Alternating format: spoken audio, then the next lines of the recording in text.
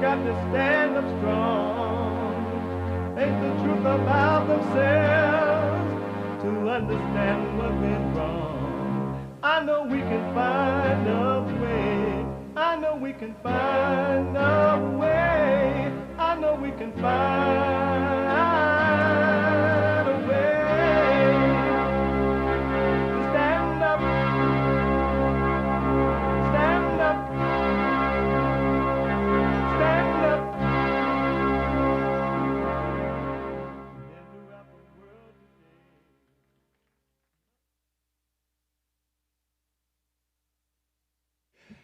Uniting the races with truth instead of dividing them with lies. We're also rebuilding the family by rebuilding the man. I'm Jesse Lee Peterson.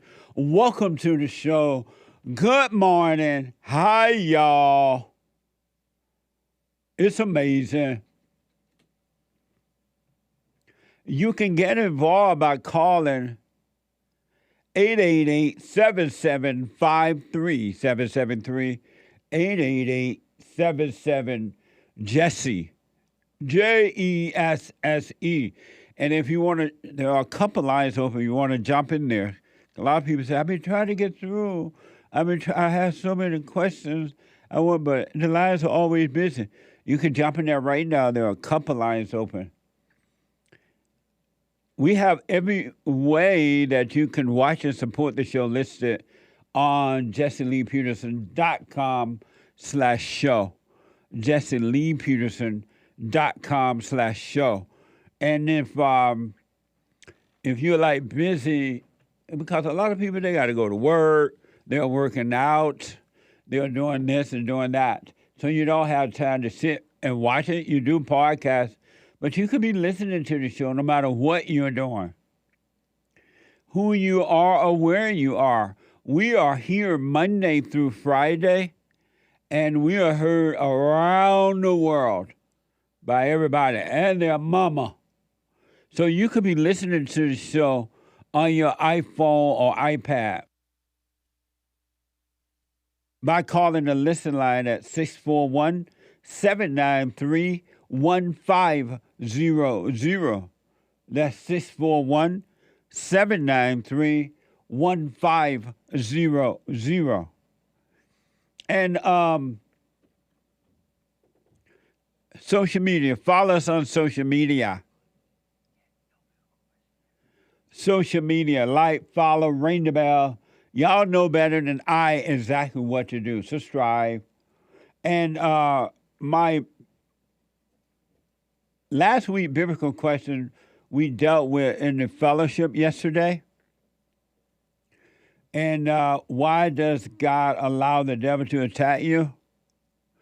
And we discussed it in the very end, but really the whole meeting was about it, to be honest. You may have missed it, but if you missed yesterday's fellowship, you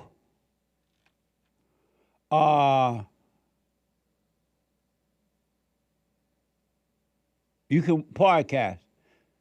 Don't worry. You can podcast. It was, I can't find the right word, so I used the familiar words. It was amazing, marvelous, more than the eyes can see and the mind perceive. It was wonderful. It was more than wonderful. It was something else. So podcast, rebuildingtheman.com/church.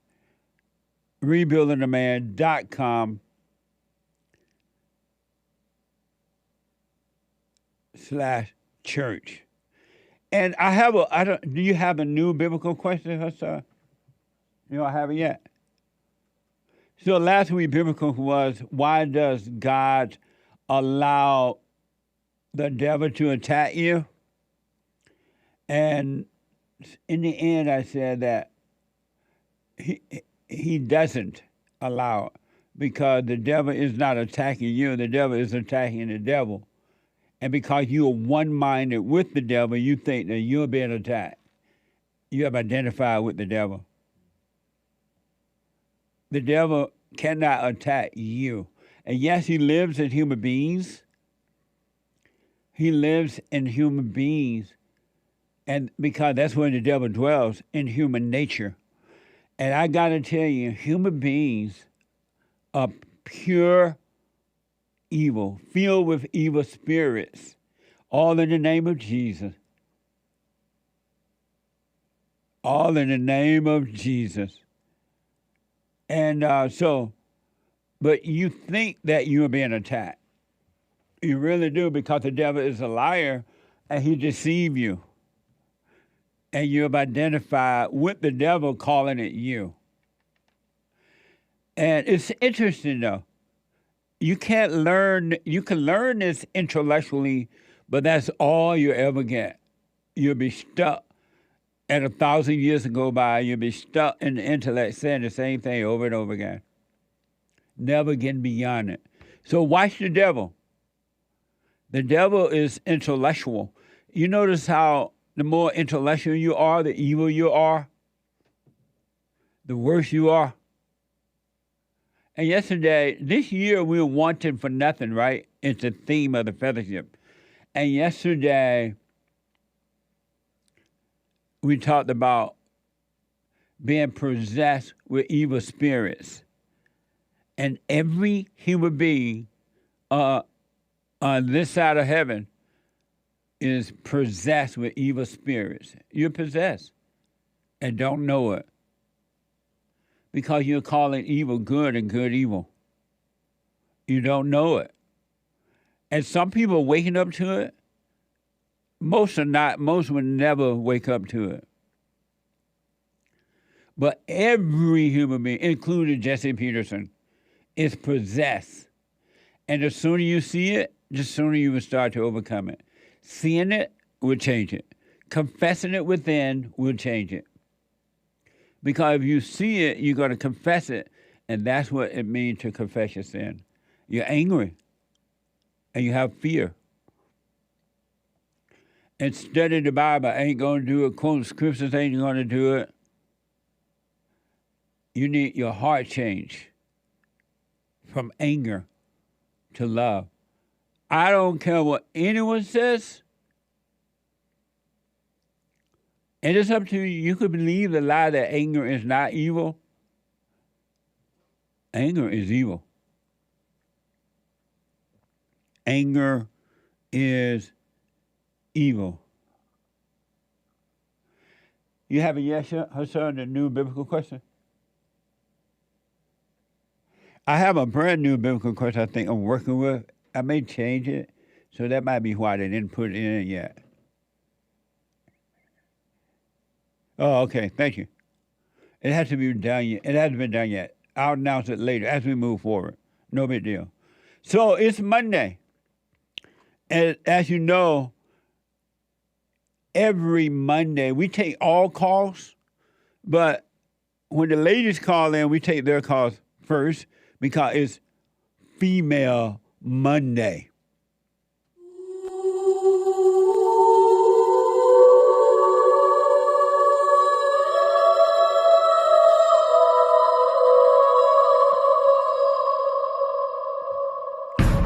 I like to make men uncomfortable.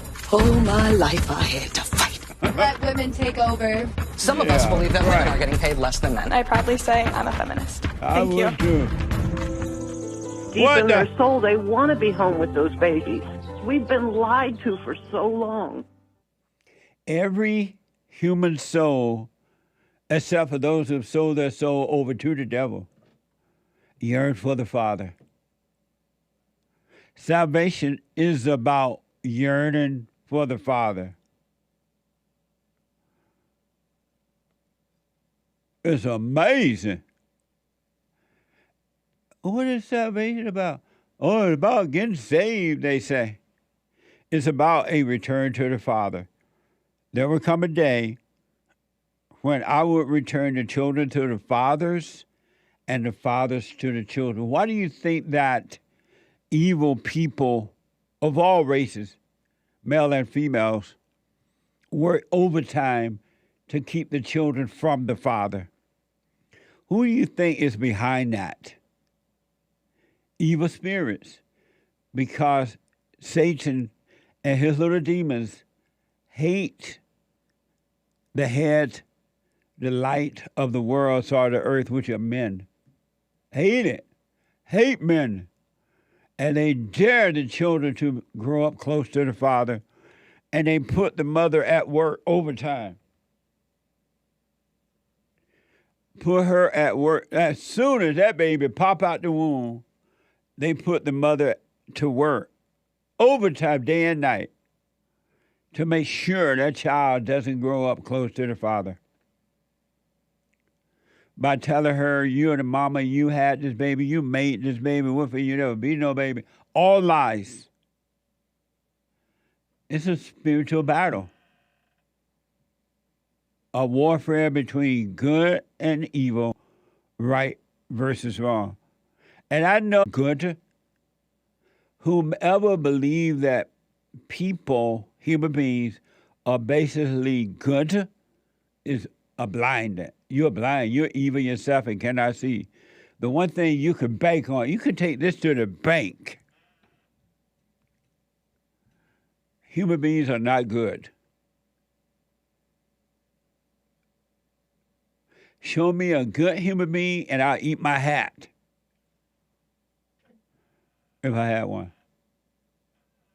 I do have one, but I don't wear it because my head too big. Human beings are not.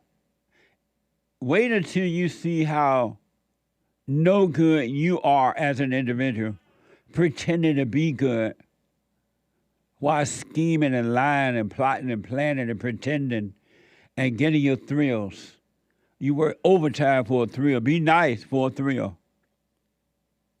Be mean and nasty for a thrill. You ain't no good. I don't give a darn if he does. Come home, Paul. I won't accept him. Human beings are not basically good. Human beings, the human nature is pure evil. Your nature is evil.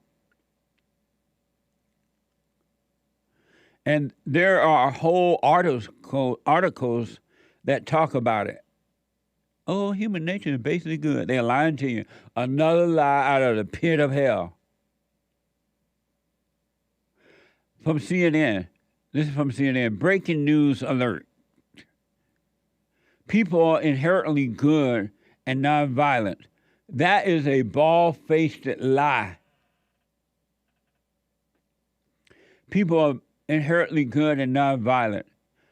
When we hear about bad things happening, we need to remind ourselves that people are generally good. Remind yourself of a lie, even though something else is happening. Right? Generally good. We are hardwired for goodness.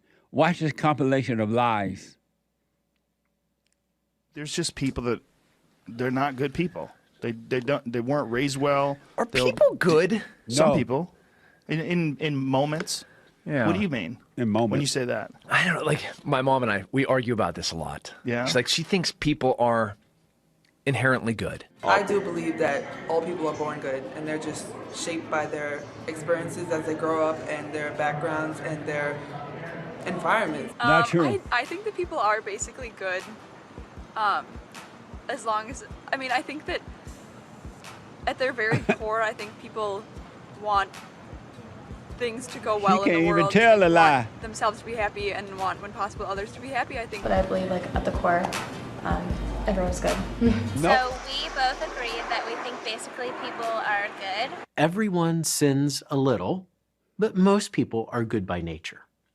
Now, when we put that statement to evangelicals, 46% agree with that statement. No wonder evangelicals are suffering. Some of the most unhappy people on this side of heaven are evangelicals, Christian people. I saw a report today, apparently, at the tennis game last night. Yesterday they had, or basketball game, whatever they were doing. Was it a tennis football. Oh, Sean said football. Same difference. At the football game, apparently some actor did a prayer or something during the commercial time or something. And I saw a couple of females discussing that. And they're like, oh, that was so good. That was so Christian. That was so like, amazing. I'm like, be quiet, Satan. It was all an act. It was just for the thrill. All for the thrill of it. Now, y'all can do what you want, of course. Stay in your hell. Believe what you want. No sweat off my back. No sweat off my fro. My Amerifro. You could just stay in your hell. Really, just stay in it. Quote scriptures. Quote this and quote that. But human nature is not good. Human nature is evil.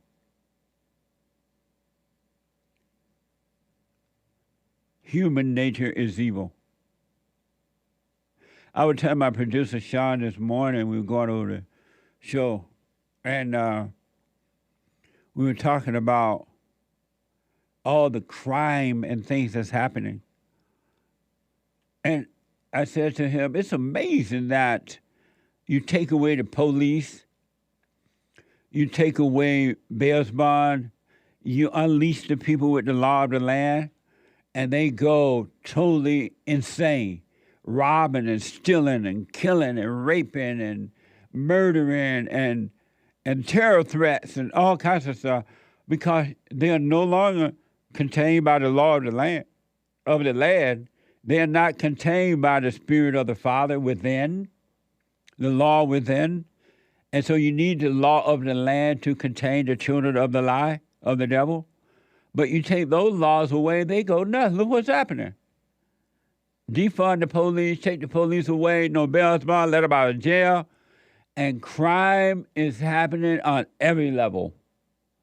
Every level. Because the no good people are not controlled by the law of the land. And that's what the children of the lie want. They want pure hell on earth so that they can get perceived power and wealth. This compilation about human nature being good, all lies. It's deceptive. It's evil. Every human being is possessed with spirits. Every one. Until you overcome the human nature. When the human nature disappears, all evil spirits disappear. You heard that song, Smiling Faces Tell Lies, and I got proof. Beware of the pat on the back. It just might hold you back. Jealousy, envy, strife, revenge, niceness. A nice person is the most evil person walking. Run. I hear a lot of guys and ladies say that their mothers were nice, but she was pure evil. Niceness is evil. Y'all might not realize it, and I understand. I've been there, so I do understand. But the devil is real, and the devil dwells in human nature. Your nature is evil.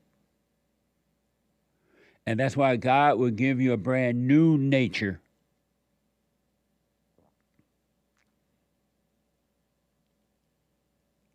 I want to give you one, maybe two quick examples of what evil look like. And it's just one example. There's so many more, right? But this is one. This is from the Super Bowl.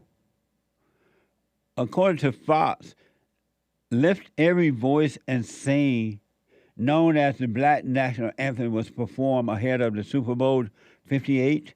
The NFL started to play the Black National Anthem in 2020 season following the death of George Floyd. Can you imagine? The NAACP began to promote Lift Every Voice and Sing as the Black National Anthem in 1917. That's evil. This is America. We ain't got no dumb Black National Anthem. And why would they incorporate that in sports? Sports used to be an American playtime, relax time, fun time, family time. That's all gone now. Why would they do that? Because it's evil. Watch this photo from Fox.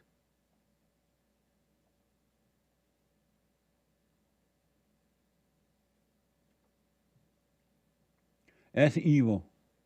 All evil females. Satan's children in black. And one in so-called brown or so. I don't know what she got on, all that hair. Those are just for thrills. That's evil. They're even separating the races in sports.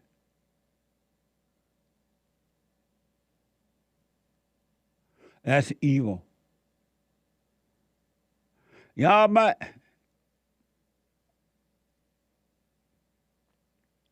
It's crazy, but that's what's happening in the world. You can be in the world, but you don't have to be of the world.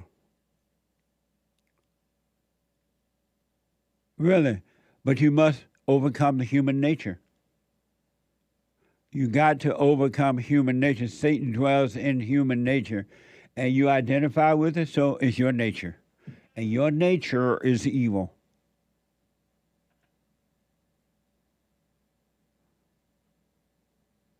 Lift every voice and sing a made-up evil separation, so-called national anthem. But they kneel on American anthem. And black people are used for destruction. And they don't mind it. They love to be used for destruction. Find me a black people that are in charge and they're being used for good. You're not going to be able to find it. You're not going to be able to find it.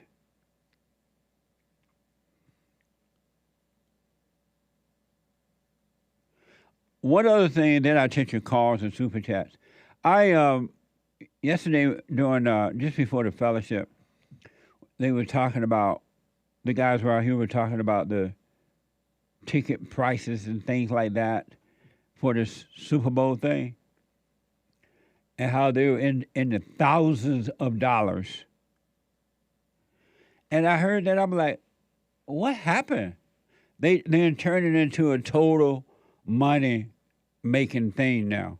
Remember when sports used to be an American outing for family, adult, male and female, and children, and you would have those hot dogs, and they'd be so good with the popcorn and Coca-Cola. Remember those good old days?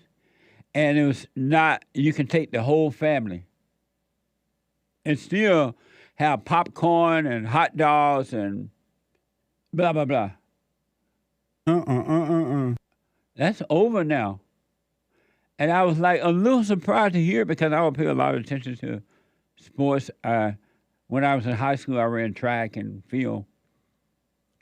And I played a little basketball.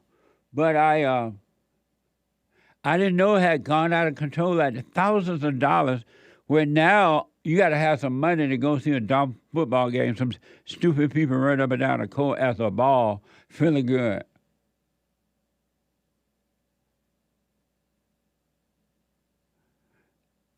And it cost to watch it on TV.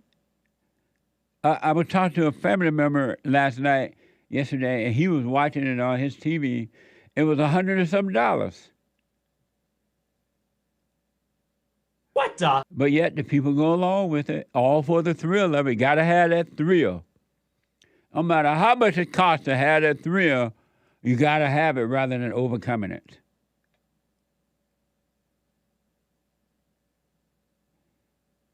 CBS is reporting, it didn't used to be this way, but in the last few years, a series of businesses decision made by the NFL shot prices through the roof, far out of the reach of most fans.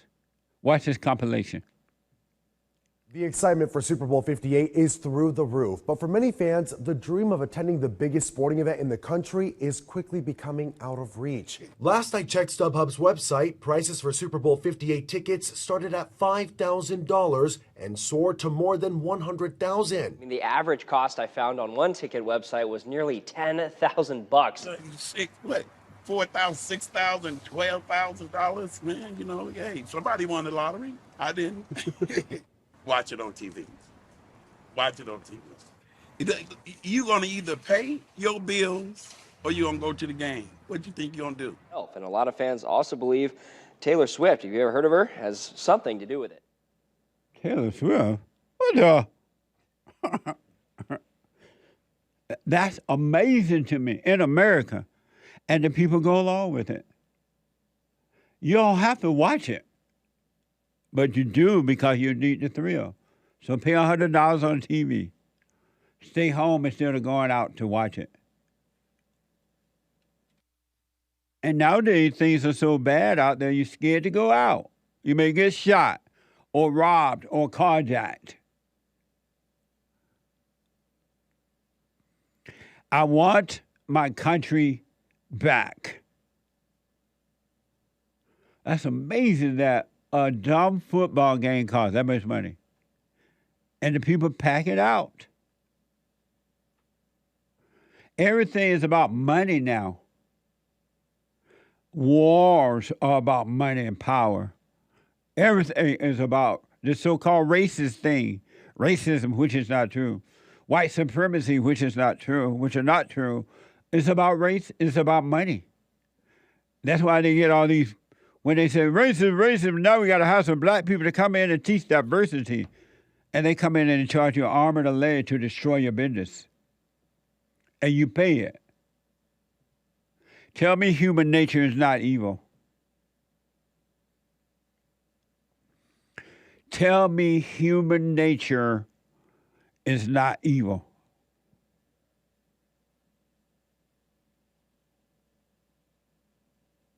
Your nature is evil, all in the name of Jesus. And evangelicals are dumb. They can't see. Oh, they know the Bible. They know the Word. In the beginning, there was the Word of God, God was the Word. But they're evil. They think human nature is good.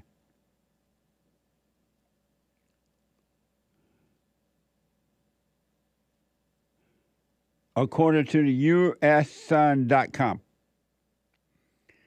Super Bowl fans were stunned by nacho costing a staggering $60. The surf and turf nacho basket, priced at $58.58, was listed under Chef Specialist on the menu at somebody's stadium. I don't know what that stadium was. Allegiant Stadium, food stands. And did you buy them?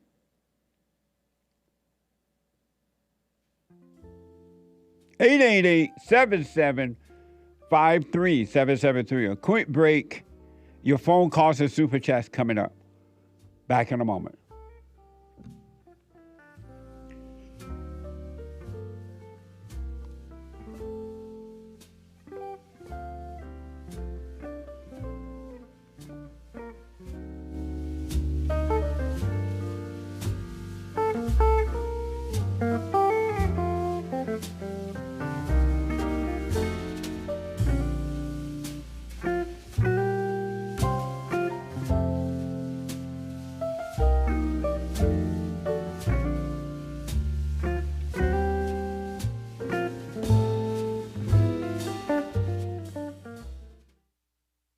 You can't run from evil within yourself or outside of self. You got to deal with it. And you need good in order to deal with evil. And God is good. You need to return to the Father. And you'll see within you, he will fight the battle for you. And he will fight it without, because he will show you how to deal with it. and you will have no fear. Love God with all your heart, all your soul, all your might, along with nothing else. Nothing else means yourself, your children, your wife, your things, your ego, your reputation, and all that. You can't care about any of that. The children of anger will use it to control you. But if you love God, he will renew your mind, and none of those things will be before him. And so when they go after you, oh, well, you may take my body, you may take my things, but you're not going to take my soul. And that's a true reality.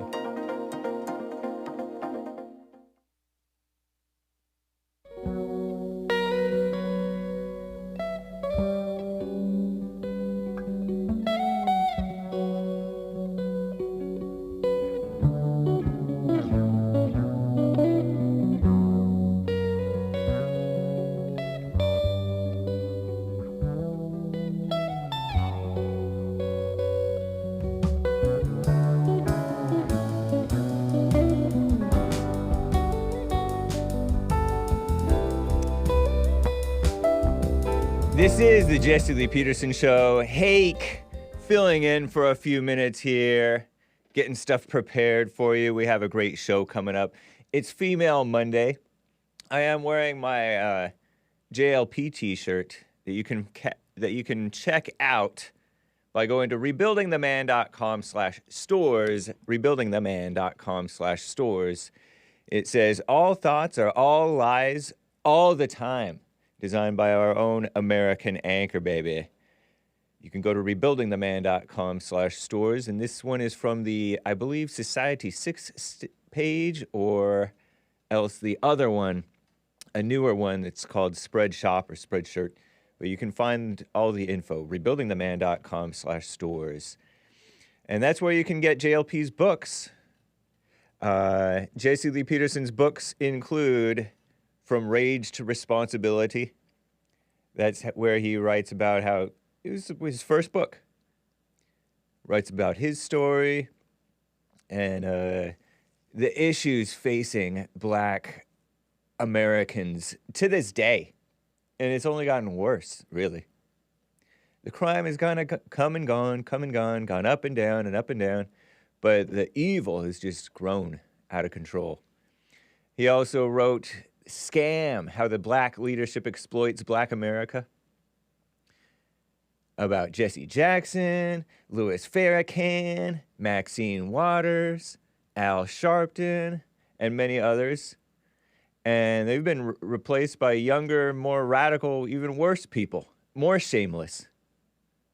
Crazy, if that's even possible. And of course, the 7 Guaranteed Steps to Spiritual, Family, and Financial Success. A little thin piece of book. Nice guide, reminder of the basics. Pray without ceasing. Pray morning and night. Work. Make sure you work. All those things. Check that out. I recommend it. There's a new version that has a little foreword by, I believe it's a foreword, by Larry Elder. Larry Elder, the presidential candidate, the gubernatorial candidate. This is all findable by going to rebuildingtheman.com/stores. And lastly, The Antidote, Healing America from the Poison of Hate, Blame, and Victimhood.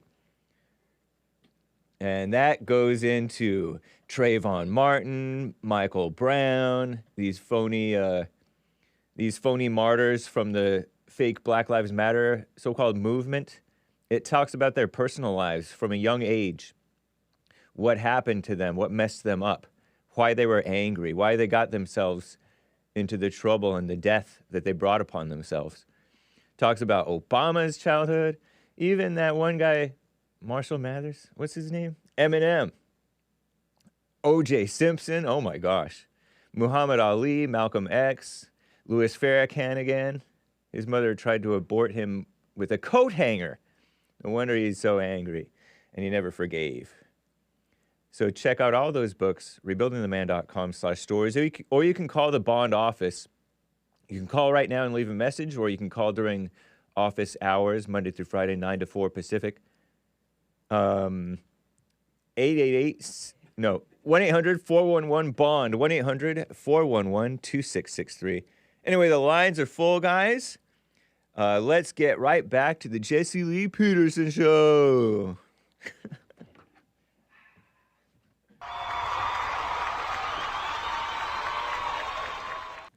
Amazing. Amazing. Okay. I'm back. Man, I gotta do what man gotta do. Let me go quickly to Tom out of Long Island, New York. Tom, welcome to the show. You're on the air. Hey, Jesse, how you doing? All is well, sir. I'm just walking out the door here. Amazing church service yesterday. I watched with my wife, and it was amazing. Amazing. And every week I watch the church services, and I see people, and I even hear on the radio people calling, they disagree, and I'm like, why do these people disagree? How come they don't see this? Because sometimes I see what you're saying a lot, and I've been watching Thoughts, and I forgave about 6 months ago, and I've been diligently doing this, and but yesterday at the end of the show when you said that why does God allow the devil to attack us? Right. And you said he doesn't attack us. I was like, that one, I don't know. I don't see that one, because it seems to me like he is trying to attack us, to turn us away from God, and to cause suffering and misery in the world. And so I just wanted to call and ask you about that, and see what you have to say. Yeah, he is in the human body. He's in your mind and body, emotions of the body, right? But you're not your mind and you're not your body. And he is not attacking. He's trying to, he would like to, but he is not attacking the real you at all. It's just that you have identified with your thoughts and body and emotions, and you think that is you. And so he is attacking you because you think that it is. I see. Okay, that's right. I got it's like somebody else is in your house, robbing your house. They're robbing the house. They're not robbing you. But if you identify with the house, you feel robbed. Right. Okay, that makes sense, because just a little bit where I'm coming from with it is I've been, as I said, watching Thoughts and doing the silent prayer, and being present with God. It's like coming to the present is like taking shelter from the devil, and I could find peace in the present. And so anyway, the other day, the hell was coming out of my wife, and and so, but I noticed that it was kicking up the demons in me, and I noticed that, and it was like for the first time in the last 6 months, as I'm watching these thoughts, the thoughts were so powerfully trying to cause me to be angry. It was the hell in me, not even the hell coming out of her. It was just kind of triggered by the hell coming out of her. And I saw the hell in me come up, and it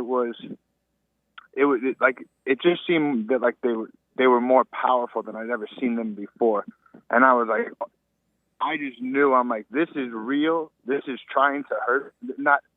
It is trying to hurt me. It would like to hurt me. I knew that in the moment. I saw it very clearly. Yeah. So when you said the devil doesn't attack us, I was like, this thing was definitely trying to attack me the other day. Maybe he didn't get me because I was staying present. I was, as persistently as the thoughts came, I reminded myself to, be in the present, and I was untouched. It didn't get to me, but it was so crazy to see how powerful some of them are, especially the angry ones. Yeah, I want you to know, too, that they're not powerful at all. They're deceiving, but they're not powerful. As you're growing, and it sounds like you are, and if you can stay conscious, if you can stay present during those attacks and just watch them, you will see that the devil is not touching you at all. He is in your body. You are having the thoughts, all thoughts are all lies all the time about anything. And you are having emotions, the feelings that come from them, which are evil spirits, by the way. But you will see in being conscious of all this while it is happening, it can't touch you. It's in the body, and the light is destroying it, is taking it away from you, out of you. It will have to flee. And if you just go all the way through it, eventually you'll be free from all evil spirits inside of your mind and body. They will be gone, and they will make a home in someone else because they have to live in human beings. And there are a lot of human beings that are welcoming the devil, all in the name of Jesus. Yeah, I saw it clear. It wanted to live in me. I mean, yes. In this particular time, it didn't make its way in. Like I was staying present. It didn't move me. I didn't react. Yes. And I was able to, but I saw how malicious and hostile they were. Yeah. I wouldn't say, maybe powerful is the wrong word, but they were strong. Like you mentioned before that some are stronger than others. Yeah. Or some are like that's like an amateur thought to overcome. And then there are some stronger ones. These were not, these were stronger. I could see that. What happens is the devil, he send you little small jabs or bites or shots. Yeah, that seem harmless. Right. And then if you don't really pay attention to that, or if you do pay attention, you overcome that. And as you deal with the little jabs or bites or feelings or whatever you want to call it, evil spirits, then he'll send you the big dogs. Then he'll send them big ones at you, something to get you to overreact and give in to him again. But even with the big ones, if you don't give in, you're dying through that. You're going through that. You're overcoming those. And then just at the end of death, spiritual death from the devil, he would come and try to stop you. But he will have no power, no authority. Well, I'll tell you what. The big dogs came the other day. There's no doubt about it. Yeah. And I see what you're saying, that they don't attack you because they can't touch you, especially if you're in the present. Right. It's like a storm comes and you take shelter in the present. That's how it feels to me. The greatest sin is forgiveness. Forgiveness.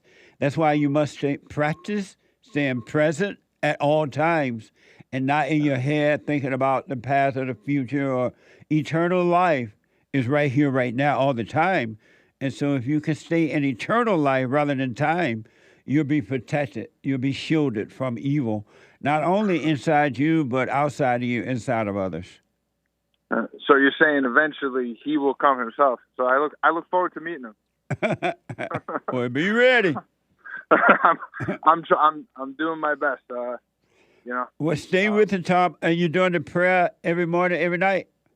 Every morning, every night. Well, stay with it, stay with it, stay with it. And you haven't seen anything, man. It only gets better because as long as you stay with the prayer, you practicing staying present. And you start to understand time is an illusion. Yes, we use time in a physical way on earth, but it's an illusion. And you stop living in time, and you will live in the kingdom of heaven. Right. It doesn't exist. Right. And, well, thank you, Jesse. I mean, it's been the craziest experience of my life these last 6 months. Overcoming for my whole life. I was suffering. When I heard you say that when we're traumatized when we're younger, and we get lost in the imagination. Yes. That resonated with me so much, and I realized that I had been, in there the whole time. Yes. And then I was suffering, and I realized that it's a miserable place, and it is hell. Yeah, and it helped me come out. So thank you. On. Well, stay with it, Tom. Stay with it. Stay with it. All right, Jesse. Nice talking to you. You too, buddy. Amazing. What I want you to know, I have discovered, that's what I can tell you, the imagination is pure evil, and it's clever, and it doesn't give up. It's from one thing to another. It tells you all kind of crazy things. It is pure evil. And when God said to bring every thought into captivity, every imagination into captivity, he wasn't playing about that one because it's pure evil. It's evil. And it controls you because you believed in it. You think it's you. You think you're thinking. You think you're making decisions. You think you have a choice, and you don't. You don't have a choice. That's another lie out of the pit of hell. Really. If you have a choice, choose to be absolutely free from now on. Choose to just have total peace and see what happens. Choose to never get angry again or emotional, either good or so-called good or bad emotion. You got your little choice. Decide that. We'll see what happens. Hey, Bill. The engineer is here. Okay, let me go to Dan out of the United States. Hey, Dan. Good morning, Jesse. How are you? All is well. Great. Well, I've been listening to you for years, and your message is great. Initially, I thought, what is this guy talking about? He's harsh. But no, I got to keep things anonymous, but I'm some kind of a cop, and the hell I've seen, I just want to tell your listeners that they should keep listening to you because your advice, particularly pertaining to women for guys, is spot on. Just last week, there was a guy and girl that break up, and he comes home and she took the kid. Well, she was so nasty, the courts had actually given him primary placement some years ago, but she was lying up a storm just to get back at him in their fight that they were having. She was lying to me. She was lying to another chief. She was making up allegations of abuse that I knew were unfounded, but victory prevailed, and we got that kid back. But I can't tell you how many times I've seen guys thinking that they're being some kind of a hero by taking up another kid, and all they do is go through hell. That woman does not respect them in the least, and now she wants to ruin him for being weak. Yep. So guys, don't try to be the hero. Stay away from that. I think one of the dumbest things that guys ever do is they meet these women who have been into other relationships. And as you're saying, I'm adding to what you just said, and they say to the guys, oh, I was abused by my husband, my ex, or I was abused by my boyfriend, or I was abused by this. And they fall for it, and they try to save the woman, and she destroy them. I'm like, are you that crazy? Well, she's really telling you, I abused the man that I was with. He couldn't handle me. I ran him off. Now I want your blood. Yeah, that's absolutely right. And what these girls do is they actually, I think in most guys, there is a sense of trying to protect a woman. I mean, if you and I saw some guy smacking a girl on the street, we would want to intercede and save them. But women use that against guys. I've been to so many of these domestic calls, and I know she started it. But the guy, I will pointedly ask them, did she start attacking you? And he looks at me, and I know what he's thinking, but he won't say it. They exploit that sense of trying to protect a woman. It's they evil. Use it against the guys. It's evil. They're protecting the devil. It's evil through and through and through, and that is one of the worst things that's happened in our world now is this warped sense of feminism and let the women lead and women power. They can't handle the power, and as soon as they're overwhelmed, everyone around is going to catch hell. Yep. What a mess. Yeah, so guys, Jesse's right. Listen to him.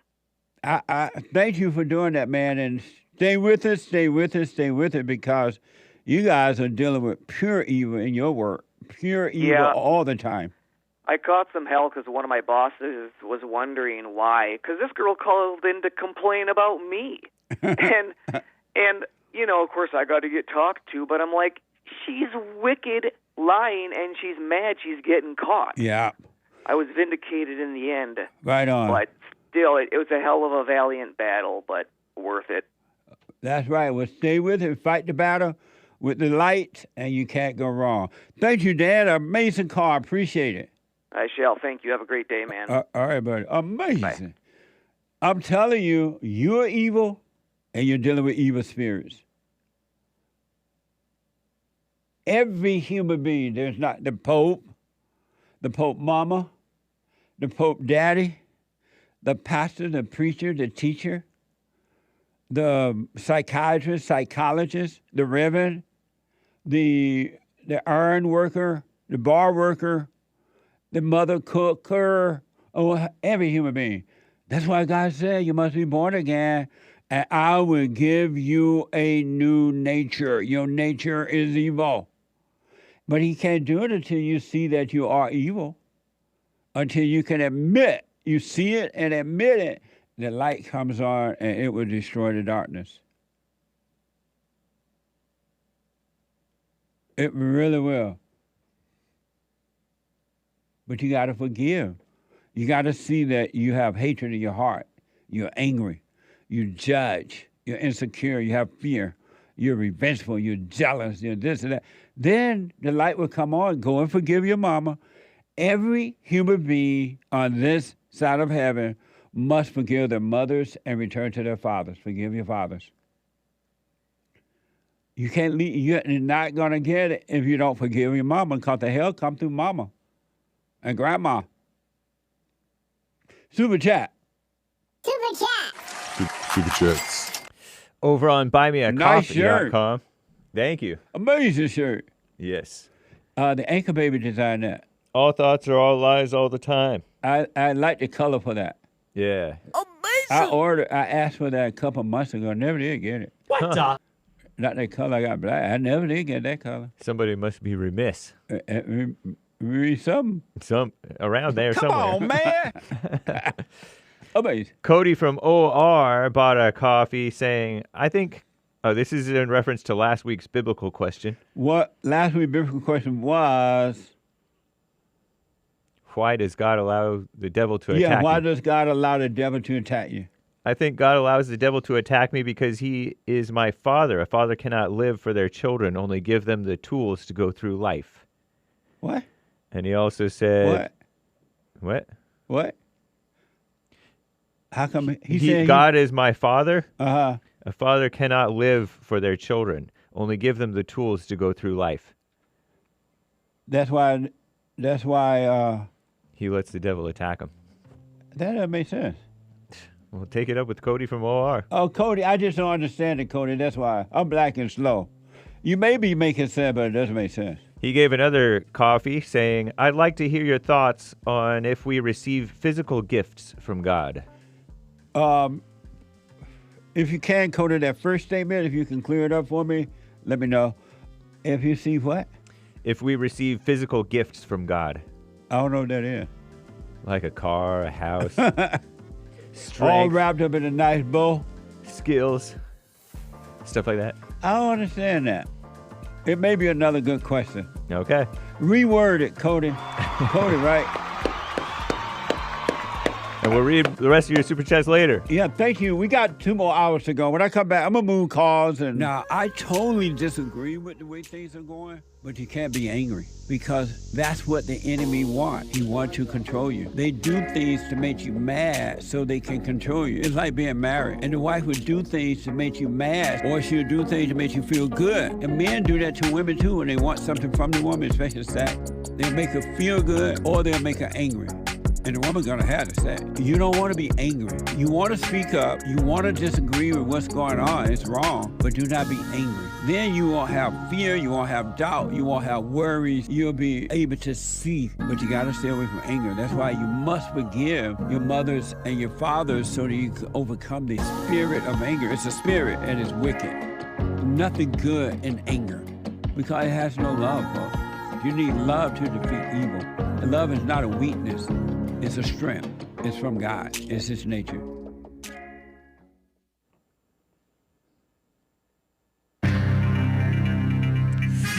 A whole lot of mess going on in the world. This is the end of hour 1 already of Female Monday.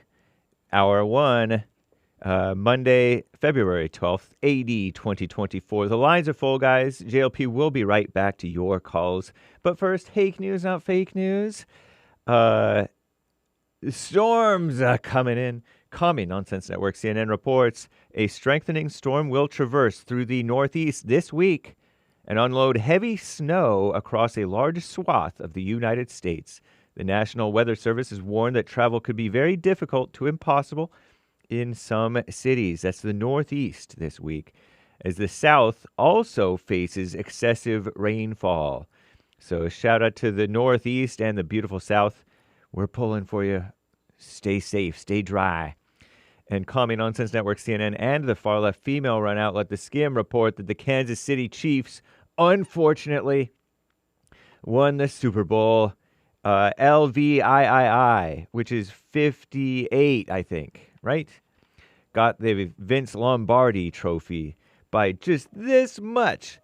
25-22 was the score. They had a 19-19 tie. They were at a tie. They were tying. But they can't stop at a tie. So the 49ers led 10-3 at halftime. And then they led 22-19 during overtime. They got robbed, the San Francisco 49ers. The Chiefs and the 49ers last faced off at the Super Bowl in 2020. I think the Chiefs won that time too, right? No? I don't know. The Chiefs also won last year against the Philadelphia Eagles, if you keep up with any of this mess. Internet was all into the Taylor Swift reaction shots because her boyfriend is playing for the Chiefs, or was. Travis Kelce is the boyfriend. He yelled at the head coach, Andy Reid, and I heard that he might have pushed somebody, shoved somebody, before hugging it out later. Weak. Nickelodeon was somehow associated with Super Bowl memes somehow. Quarterback Patrick Mahomes, he's that mixed guy. He's part black, I think, but mostly white looking, is a 3-time Super Bowl MVP. Congrats, Patrick Mahomes. Sort of a mama's boy, or the mom is all into him. The Kansas City Chiefs, are the first team to win the Super Bowl back-to-back since the New England Patriots won in 2003 to 2004. Beyonce had an internet dud with a Verizon commercial, but she announced this country-inspired album. Everybody's invading and colonizing country music, these blacks. And she also publicized 2 singles. There was a weird, gross-looking Wicked movie trailer. Some guy, Michael Cera, C-E-R-A, did this gross-looking effeminate skincare commercial called CeraVe, something like CeraVe. Google had a tear-jerker commercial, I guess. Some blind guy, director, something like that, advertising a Pixel 8, which is a phone. Something about Morse code. Usher did the halftime show, that black singer guy. He did that song, Yeah, that's the only one I know. It's good. And also Superstar and Love in This Club. Gross. I have heard that song. But he did that with did you know he's girlfriends with Alicia Keys? Poor guy. Also Her, H-E-R, sang alongside him, and Will.i.am, and Jermaine Dupri. Dupri or Dupree? Lil Jon and Ludacris, too, with Usher. Something about A-Town, whatever that is. Maybe Atlanta? So that's the Super Bowl report from Hake. Meanwhile, in Gaza, the far-left Commie Nonsense Network CNN reports the Israeli military said that their forces rescued 2 hostages during a special operation conducted overnight in the southern Gaza city of Rafah, 128 days after their capture on October 7th. The rescue came under sustained Israeli airstrikes throughout the night that the Palestinian Red Crescent Society said killed more than 100 people. So they killed 100 people and rescued 2. Over the weekend, crooked Joe Biden and Israeli Prime Minister Benjamin Netanyahu discussed a deal to secure the release of hostages and work out the ground assault on Rafah. I'm James Hake. Now back to JLP.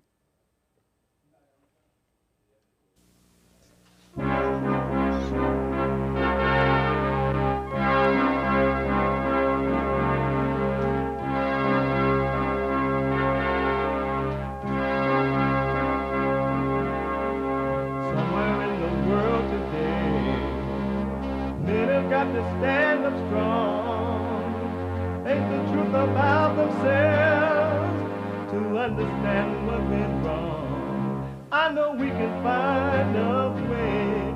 I know we can find a way. I know we can find a way to stand up, stand up, stand up.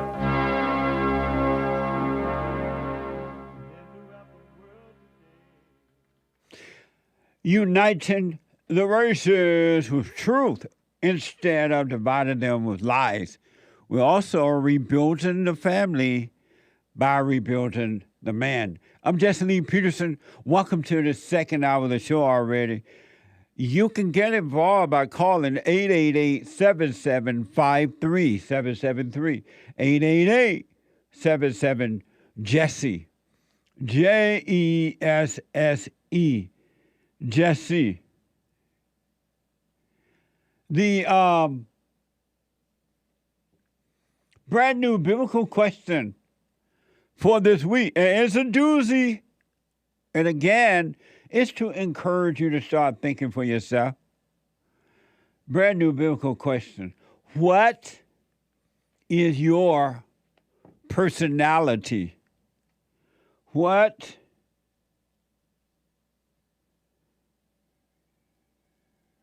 is your personality? Think about that. What is your personality? Amazing question. This is a doozy. We have every way that you can watch and support the show listed on jesseleepeterson.com/show. jesseleepeterson.com/show. And you can listen to the show on your iPhone or iPad. If you're too busy to sit and watch it live as it is happening right now, you still can be listening no matter what you're doing. And you can podcast later. Call the listen line at 641-793-1500. 641-793-1500. And follow us on social media. Like, follow, ring the bell, all that. JLP Talk on X and Jesse Lee Peterson on Instagram. And to donate and have your comments read out loud, go to buymeacoffee.com/JLP Talk, buymeacoffee.com/JLP Talk, or rebuildingtheman.com. You can donate there, and you get credit for that one, rebuildingtheman.com. So it is Monday. And every Monday is Female Monday.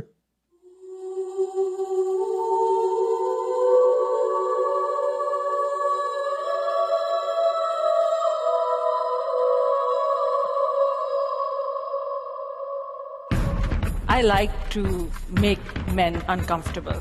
All my life I had to fight. Oh my life. Some of us believe that women are getting paid less than men. I proudly say I'm a feminist. Thank you. Deep in their soul, they want to be home with those babies. We've been lied to for so long. Deep in my soul, I do believe we shall overcome someday. We shall overcome. What a sad group of people. 888-7753-773. Sarah out of Texas. You're on the air, Sarah. Hey, Jesse, how you doing? All is well, Sarah. Thanks for asking. I just want to bring 2 points to you. I live by the Mexican border, and all those pay-per-view shows, they're all free in Mexico. So those of us that are smart and want to watch that stuff, which I haven't for years, you just tune into the Mexican stations. So why are they free in Mexico and nowhere else? Because isn't it like that all over the world? Yeah. Only Americans have to pay for anything. Yeah. We're the rich. Mess. Yeah, supposedly. Yeah. Another thing is, I was sitting right now and I was thinking all roads Okay, so I was raised Catholic schools and all that. And you know how they teach the Trinity, the Father, the Son, and the Holy Spirit. And as I grew closer to God or started to claim my walk with Jesus, right, was when my father started dying. It took him 2 years to die of Alzheimer's in 2015. And I always questioned that, and I was always hungry for God, the Father, and I would never know. So I started going to Christian churches and stuff, and I outgrew them. I was so hungry for God, the Father. Nobody ever answered that question for me. What is God? Where is God? Why is it all Jesus? What? I love Jesus. But Jesus is my brother, and I totally, so when I discovered you and I heard you say that, I'm like, all roads led to me this precise moment in time, hearing you say that we all got to come back to the Father. Because if you pay attention to yourself, and it usually comes as you're older, you start craving the Father. Yeah. And so what all humans tell you here, it doesn't make sense. It's all about Jesus. Not that Jesus is a small thing. Don't get me wrong. Right. But just like the Holy Spirit, he's a teacher. He came here to teach us. Yeah, but I'm still I still in my head, demons in my head and my mind or whatever, they still put roadblocks for me to get to God. I sense them. And I spend a lot of time alone because I'm a carpenter and I do a lot of stuff alone, real unique stuff. I work with vintage campers and restoring RVs and stuff. And I spend a lot of time, and I see those blocks, like your previous caller, Tom, your first call of the day was speaking about. There's like roadblocks in the way to prevent you to getting to Father God. Are you doing the silent prayer? I have. I don't do it on a daily basis, but well, then suffer. I know you're going to suffer and die. You love your hell. But what's the difference? I don't know if I'm in hell. I think you are in hell when you thought you're in hell. Yeah, but no, not that I believe him. I recognize him, like your callers, like Tom. I recognize him, and that teaching I got from you. What I'm trying to say is, I spend a lot of time alone with God. I think I do your prayer all day. You doing what now? I think I'm doing the silent prayer all day alone. And why do you think that?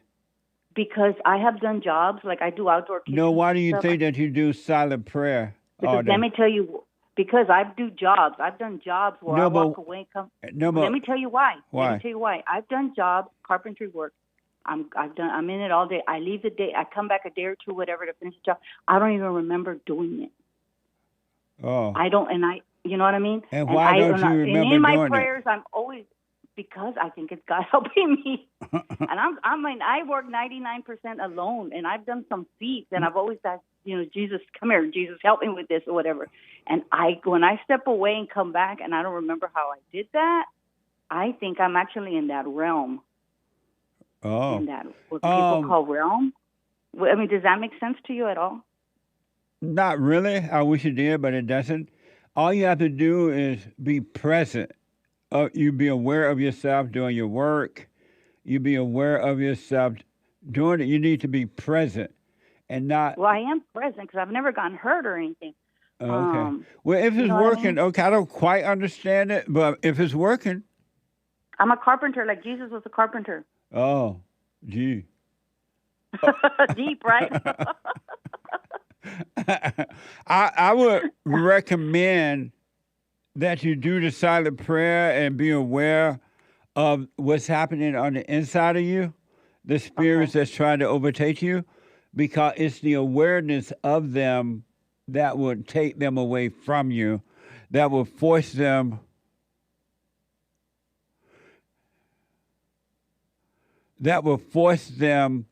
to depart from you, and you will have a clear mind. But you got to be aware of those spirits at all. It's the awareness. At all times, even in my sleep. I'm aware. Okay. I'm aware. Now, all those teachings are from you. I wasn't aware before. Oh, and another thing, just because there's a Manic Monday, I'm not Manic Monday, a Woman Monday, and I know Female Monday. Yeah, Female Monday. I know a lot want to get on the phone with you. You got me looking at moving to Switzerland. I want to be with the white people. We need more white babies in America. Yes, on YouTube I found this family. I think they're American because they don't have an accent, and they moved to Italy, and they're building houses, a house for themselves there, and the little white babies are helping their dad. They're always with the dad. It's so sweet. Yeah. And I'm like, and they're little girls too, and they're always with their dad. And I'm like, And one of them's like 3 years old, and she's already holding a hammer. And I'm like, I want to do that. I want to move to. Maybe we can encourage. Maybe we can pass some type of law, or encourage white people in some kind of a way to start having white babies here, because if we can save, which is probably too far gone now, but if we can save America, that's even better. And all we need to do is get some more white conservative babies. We need white babies. Amazing. Well, thank you. You're welcome. But I heard worldwide there's only 7% of the world is white, so we got a tough. Is that true? I don't know. I just heard that recently. Whoa. I don't know. Yeah, I've not heard that. It might be true. I just not heard it. Worldwide, there's only 7%. That's amazing. Yeah. Thank you, Sarah. Call me again. I will. And Bye-bye. stay with us. Stay with us. Stay with it. Definitely. All right. Bye-bye. Amazing. 888-7753-773. Let me go to Kenny out of Sweet Home, Alabama. Kenny, welcome to the show. You're on the air. Hey, Jesse, how you doing, man? All is well, Kenny. Good.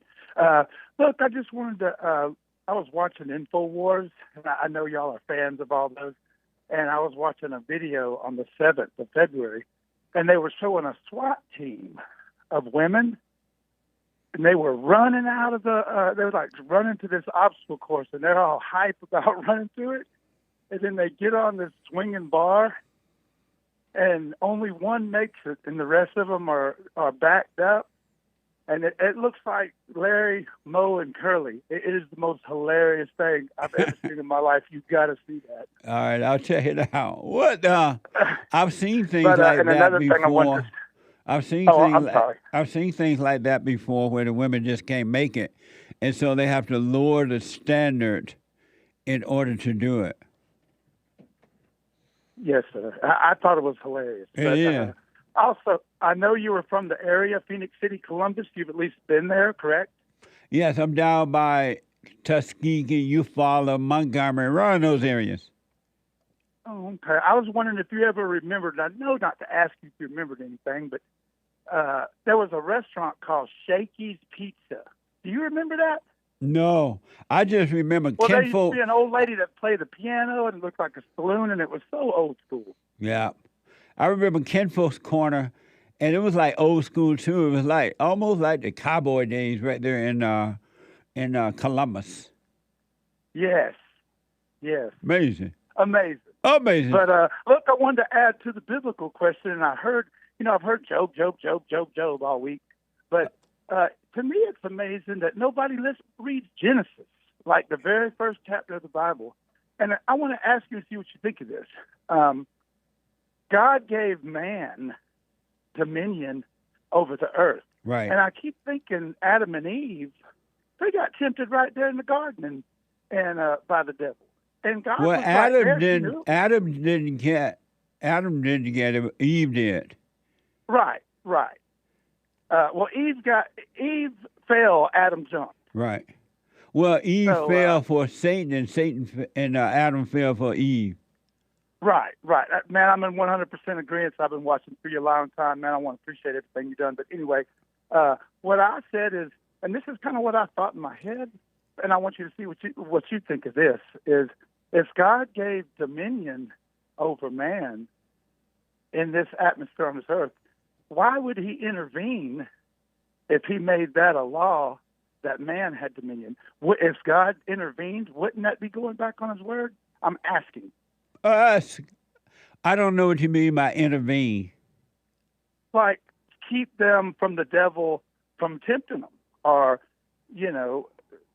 intervene, like keep them from sinning. You know what I mean?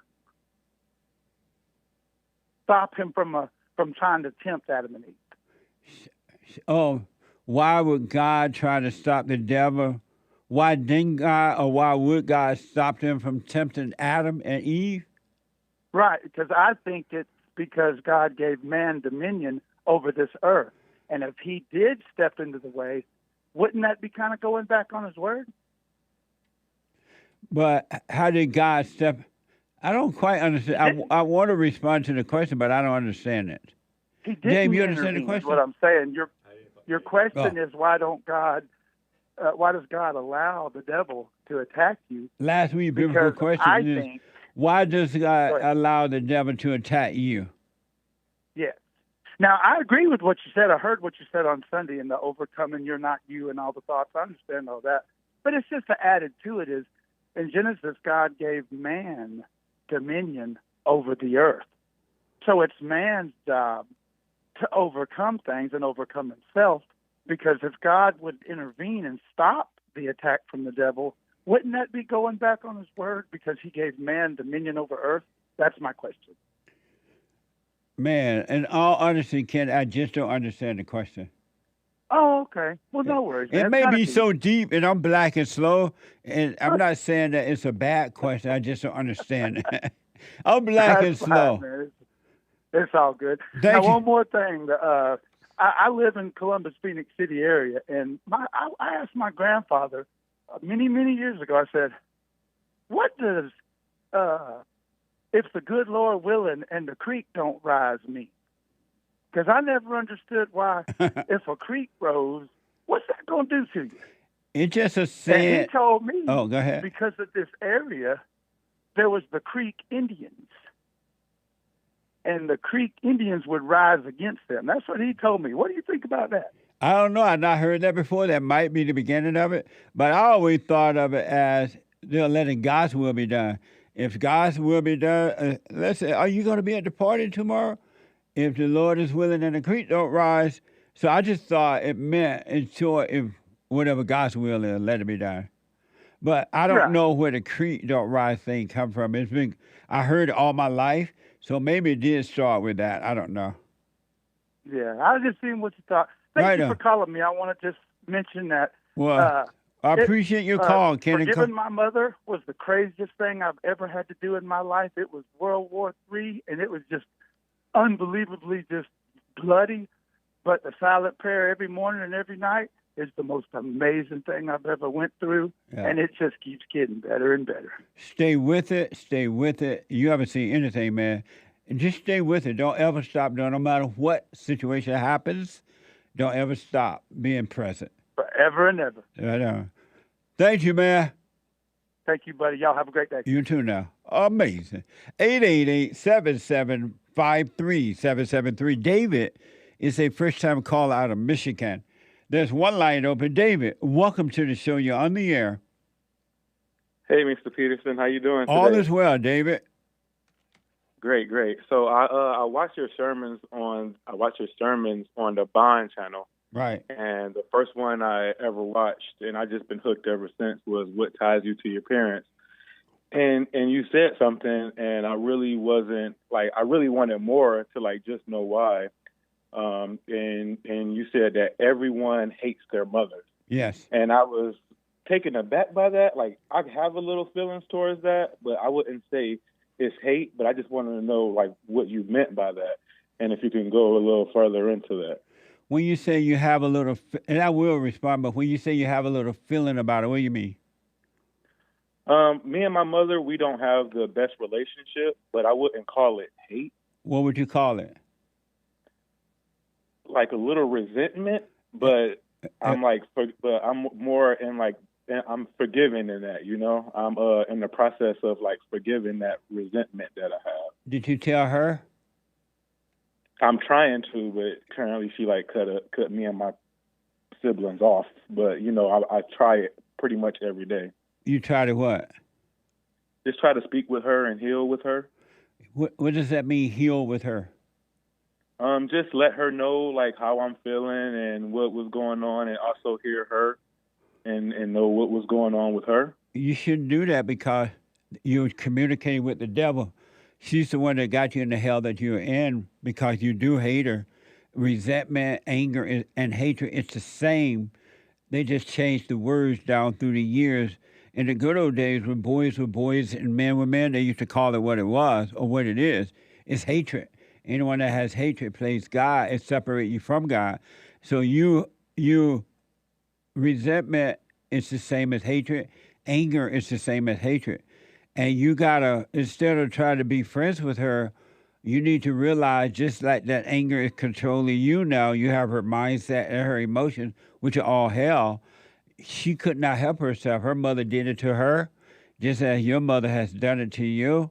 And when you forgive her by realizing she couldn't help it, God will forgive you. Don't ask for forgiveness. Don't try to make amends with her or anything, because she's evil and she'll just keep you in her hell and control you and destroy you.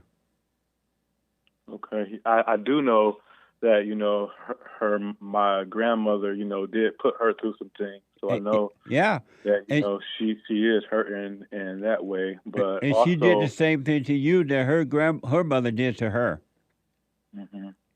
Also, what about when the Bible says honor thy mother and father? Does that not contradict that at all? No, when you forgive them, you are honoring them by realizing that they couldn't help themselves. They did the best they could. They had no love. Mothers don't have love. They only have hate. And they have no love. So they're doing the best they could. And as an adult, you realize that, then you forgive them. And that's what it means to honor them. It doesn't mean you got to kiss their feet. It doesn't mean they got to live with you. It doesn't mean you owe them anything.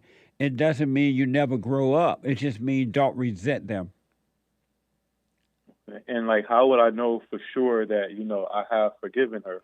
When you see that, yes, I resent her, and yes, I'm wrong for resenting her because she couldn't help herself. The same spirit that's driving you is driving her, and you can't help but feel the way you feel. Likewise, she couldn't help herself. Then you will know, once you face her and apologize for resenting her, realizing she couldn't help it. Don't ask her for forgiveness. You forgive her, God will forgive you, and you shall be made free, and you will know it. Okay. Yeah, I feel like I have done that, and I'm trying to reach out to her to just let her know that, to let her know what? That, but she's not, to let her know that, hey, I know what has happened to you, because my grandmother, I flew her out here, and we've talked, and my grandmother let me know that the place she was in was a bad place, and the things that she did to my mother. And so I understood what was going on now that I'm older, when I was a kid. And I I try to reach out to her to let her know that, that, hey, Ma, I understand what happened to you. You didn't have, you didn't know what was going on. You just was doing the best you can, because she had 3 of us, at 20 years old. And she did it on her own for a certain part until, I forced my way back into my dad's life. And, you find out more things. But I do want to let her know that I do, forgive her, because I know what she was going through. I know it was hard on her. But don't do it so pitifully, though. Don't do it like you feel sorry for her, because she may love her hell. You do it because you want to come out of your hell. Yeah. Did you tell your grandmother she need to apologize to her, your mother? 100%. And what did she say? She says she tries, but my mom has pretty much cut off everybody. Oh, nice. Mm-hmm. Well, so do you talk to your mother at all? I try, but no. Meaning that you can't find her, or she won't talk to you? I hit her up on Facebook. I have her number. She hasn't blocked me, but I leave messages. Okay, then don't try anymore. Move on. Just realize, you know what? My mother couldn't help herself. That's why she caused me to become angry. She was angry. She had no love. And don't try anymore. Just move on, knowing that you were wrong for resenting her and you forgave her. You can't force her to talk to you. So don't try anymore. Mm-hmm. Give her the finger and move on with your life.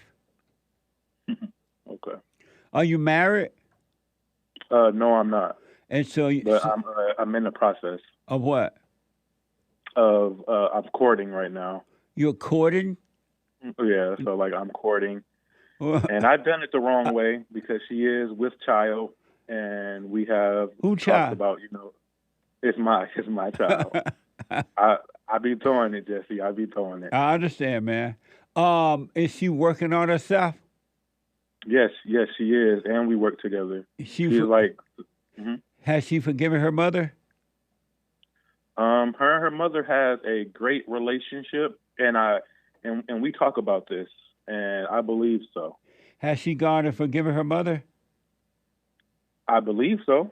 You better know so before you marry her. Okay. How do I ask that? Have you forgiven your mother? Okay. And forgiven her father because her mother turned her away from her father. And now that you've had sex with her and made a baby, you got a lot of hell to catch because you're doing it the wrong way. And you're going into hell. And it's just going to get worse if she doesn't work on herself as well. Okay. Is she willing to obey you? Yeah, she is. How do you know she is?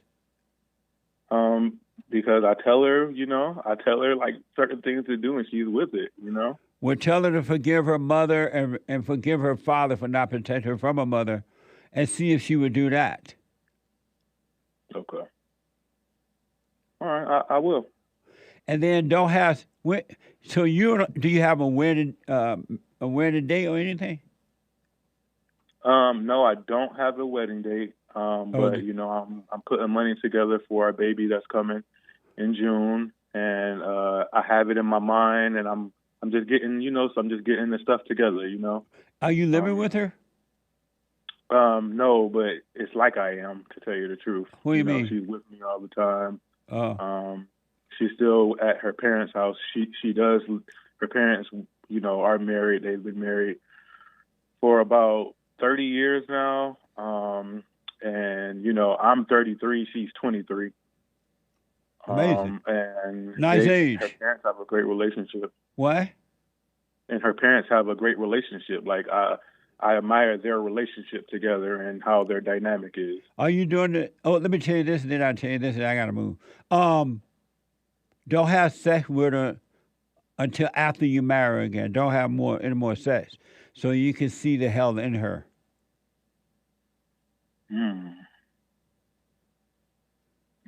That's gonna be hard for me, but I'll try.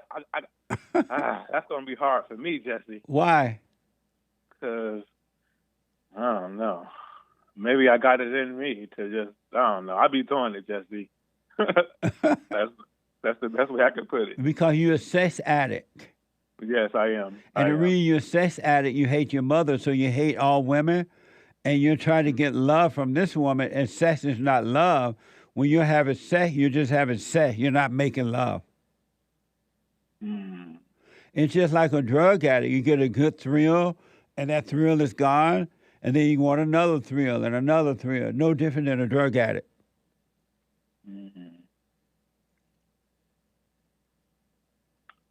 Yeah. And if you go at it this way, you ain't gonna catch nothing but hell in your marriage, man. Because you're already in hell, and all you're doing is going deeper into hell under the umbrella of marriage. Okay.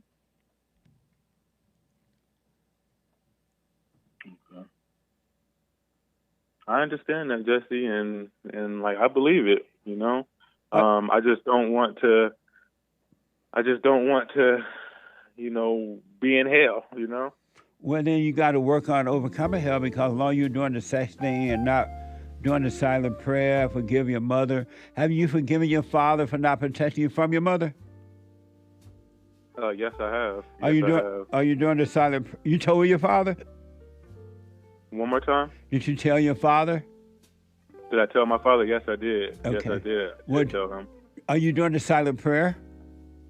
I don't know what the silent prayer is, Jesse. Hold on, buddy. Can you hold? Yeah. All right, hold on a minute.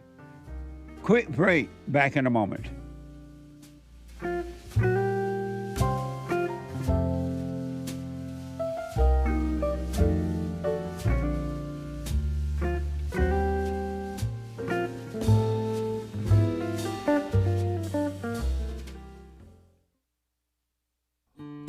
We have a counseling service, and I have to admit, thanks to God, it is the best counseling service on this side of heaven.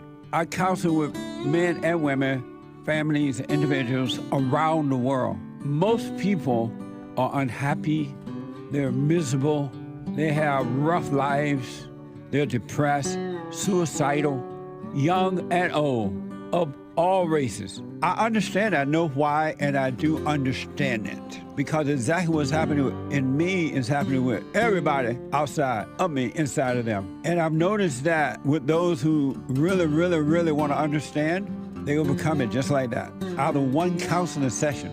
If you need counseling, you can go to rebuildingtheman.com or call 800-411-2663. 800-411-BOND. Best counseling service on this side of heaven.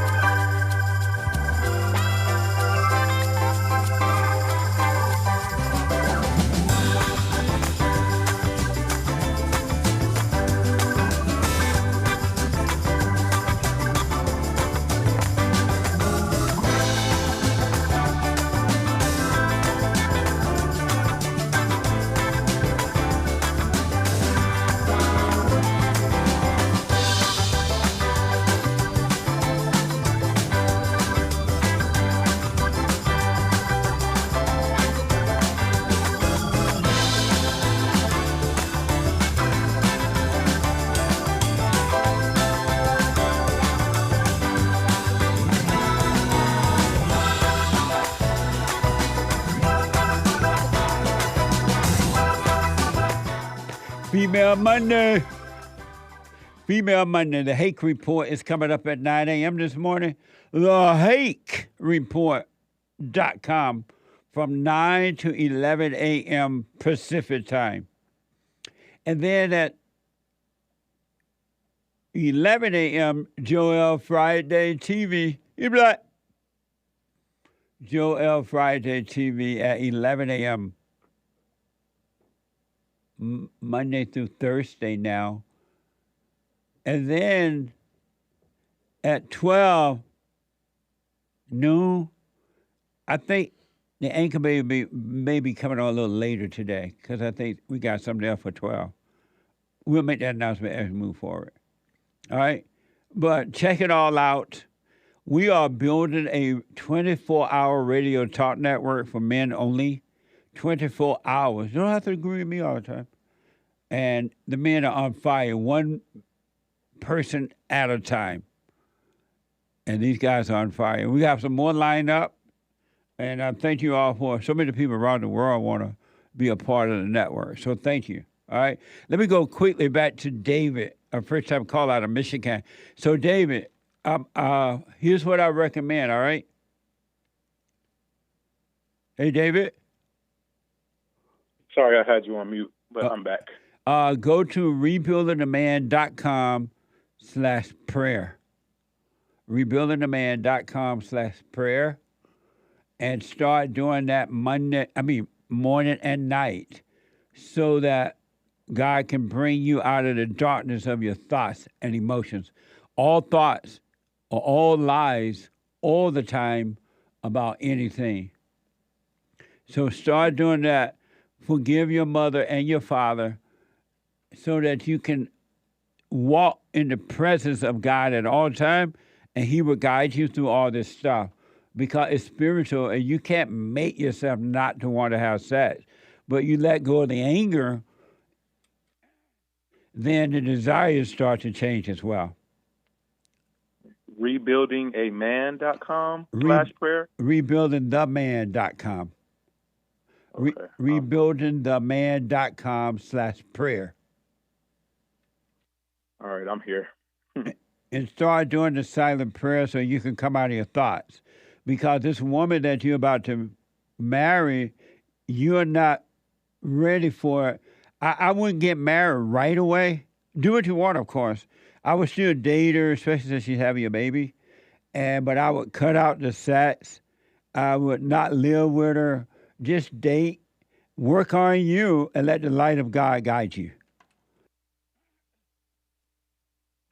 Okay. I'm gonna do it, Jesse. I'm gonna do it. And let me know how it goes. So stay away from the sex. Do the prayer morning and night, and during the day, just watch those thoughts, and just know you're not your thoughts. You're not the so-called good ones, and the bad ones are not you.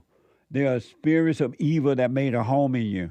So stop identifying with thoughts and feelings, and you'll be fine. But you got to work on you, and encourage this woman that you're thinking about marrying to work on herself. She needs to forgive her mother and father as well. All human beings resent their mothers, and they're yearning for the father. Okay. All right. Like my last question is like, how do like if I asked her and she says yes, I've forgiven my mother and father. How do I know if that's accurate? Just take a word for it for now, and as you're working on yourself, you'll see what's really going on with her. Don't worry about that. You can't make her do it. You can tell her, suggest that she does it, but you will see what's going on in her, and you will see how to deal with it. Okay. And you do not do what you want, of course, but you do not want to marry a woman that will not obey you. Okay. It's going to be pure hell if you do. All right. Thank you, Mr. Peterson. I appreciate that. You're welcome, David. Let me know how it goes, but do the prayer. And if you have any questions about that, let me know. And again, to honor your parent is simply mean don't resent them. Don't be angry. They couldn't help themselves. Okay. I got it. All right. Let me know how it goes, all right? All right. And I won't be having sex today, okay? I won't have sex today, okay? I won't. Not just today, but until after marriage.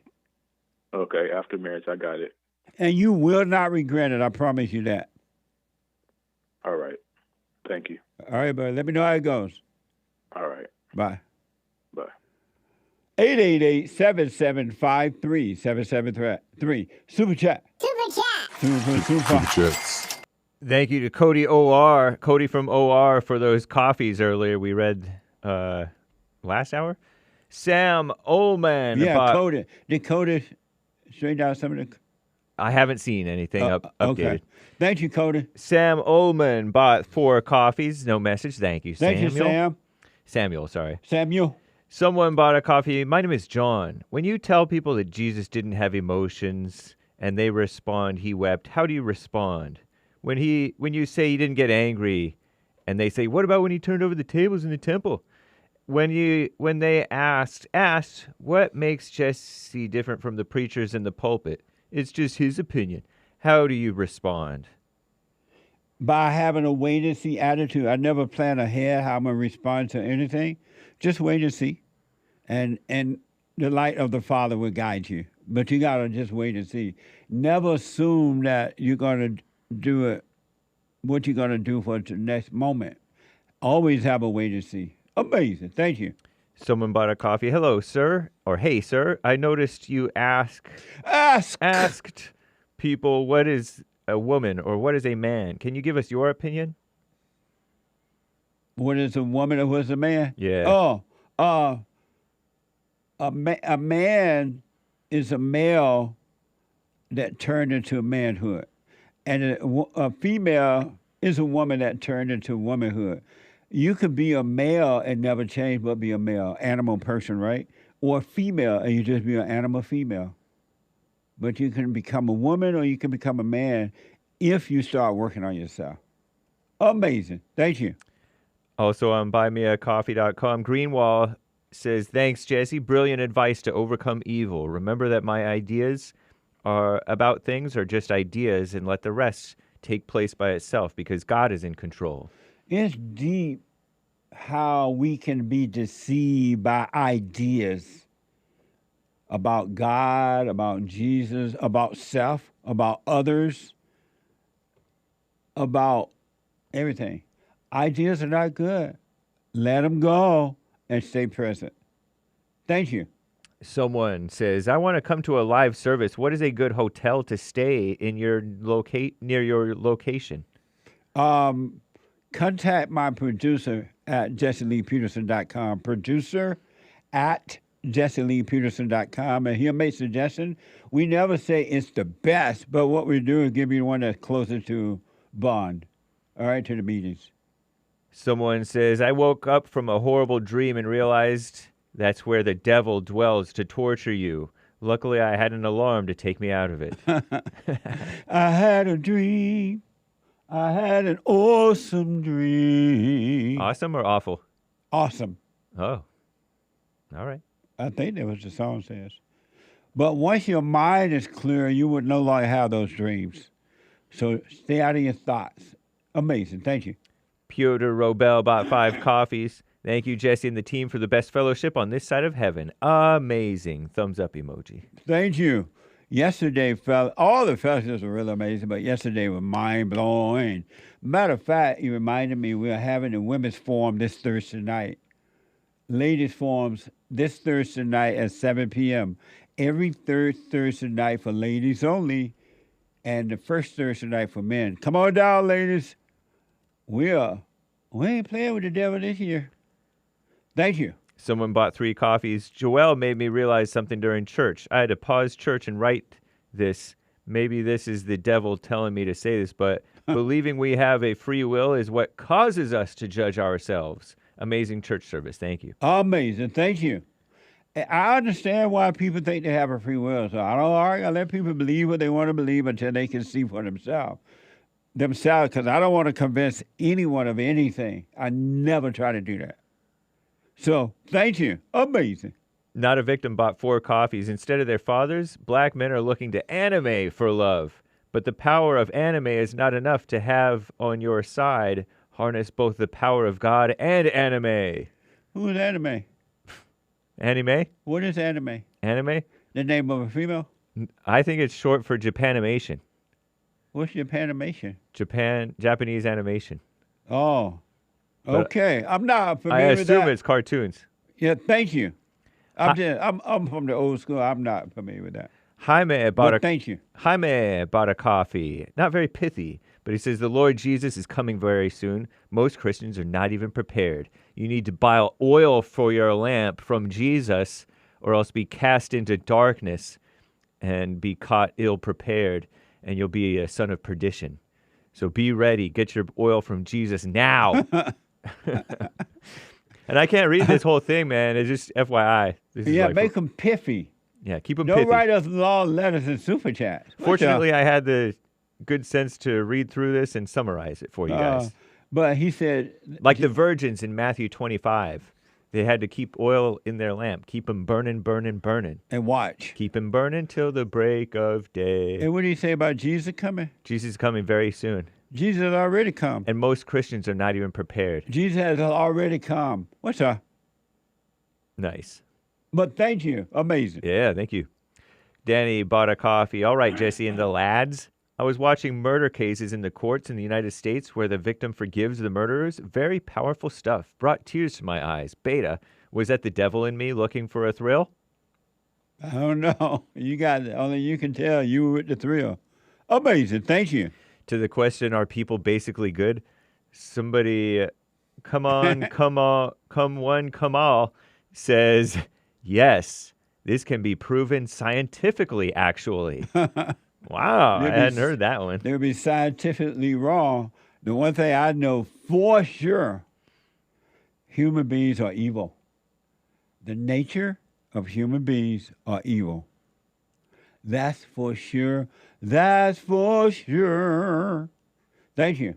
Charles says, hey, Jesse, did you hear the Great White Hope tell a heckler at his rally to go home to mama? He listens to the JLP show for sure. I heard that when he first ran, I think. Yeah. When he said that. Go home to mommy. Yeah. Amazing. Thank you. The Great White Hope. Lamps says, there is hope. Absolutely. Nice. Amazing. Thank you. Beta no more. Jesse, yesterday's church service was deep. I kept rewatching parts to really take it all in. Amazing. It was the only way that you did not get help from yesterday's fellowship, whether you were there or not and watching it live, is that you just didn't want it. You just didn't want help. You were there pretending, but you were working on for the devil to interrupt but you didn't want it. It was mind-blowing yesterday. Amazing. Thank you. Stan69 with a diamond on D-Live. There was a brawl at the LA Black College Expo. Strong arm emoji. Oh, yeah? According to him. Not surprised, but whatever. Thank you. Iman from the Netherlands. Iman. The Netherlands. 3 coffees. Good day to you, Jesse, and your loyal crew.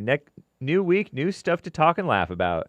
You catch Sonny Hostin from the Radical Left show The View on Finding Your Roots, revealed her family were actually slave owners. What the? Only reason they came to the U.S. is because slavery was banned in Spain. Laughing face emoji with tears coming out. Oh my gosh, the sweet hypocrisy, these evil left demon rats. She still wanted reparations, though. We talked about that last week. Yeah, my producer showed me. We played it last week. Indeed. She still want reparations, though. What the? What? God bless you all and have a splendid week. American flag emoji, salute emoji, USA all the way. USA. Amazing. Thank you. From the Netherlands. Mike Young bought a coffee. Hey, Jesse, want to let the people know what actually happened in Lakewood Church on Sunday in Texas? It was not about the white man or Governor Abbott himself. It was all about the evil of the heart from the shooter. There was a shooting at that one guy's church. Yeah, we have Joel Osteen. Joel Osteen. We have that coming up for you. I wish all the races will stop playing dumb and come to a conclusion to realize that these shootings starts in the home and not the white man or the guns. I don't know what that was all about yet, but we do have a report on it.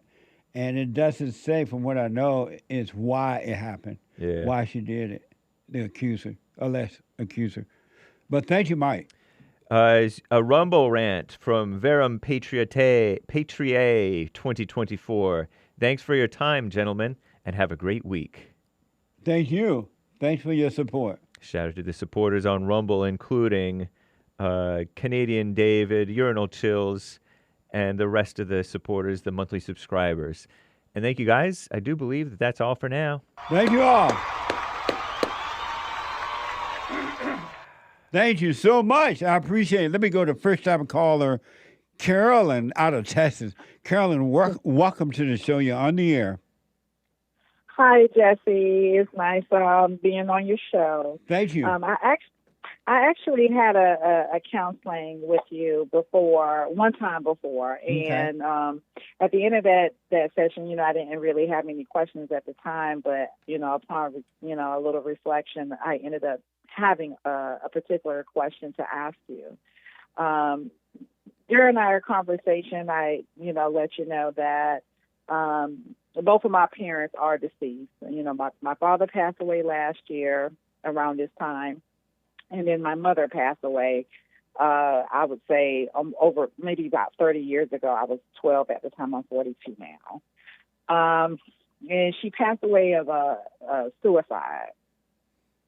And I've been holding, a lot of resentment towards both of my parents.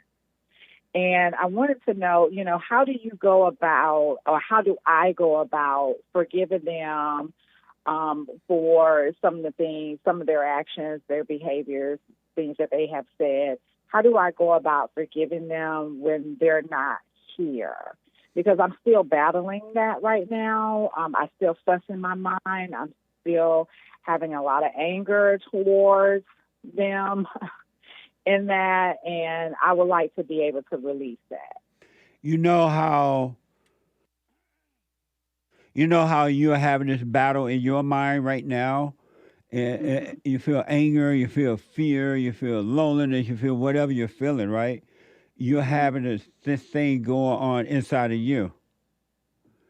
And you can't help it. You don't want to feel the way you're feeling. You don't want to think the thoughts you get.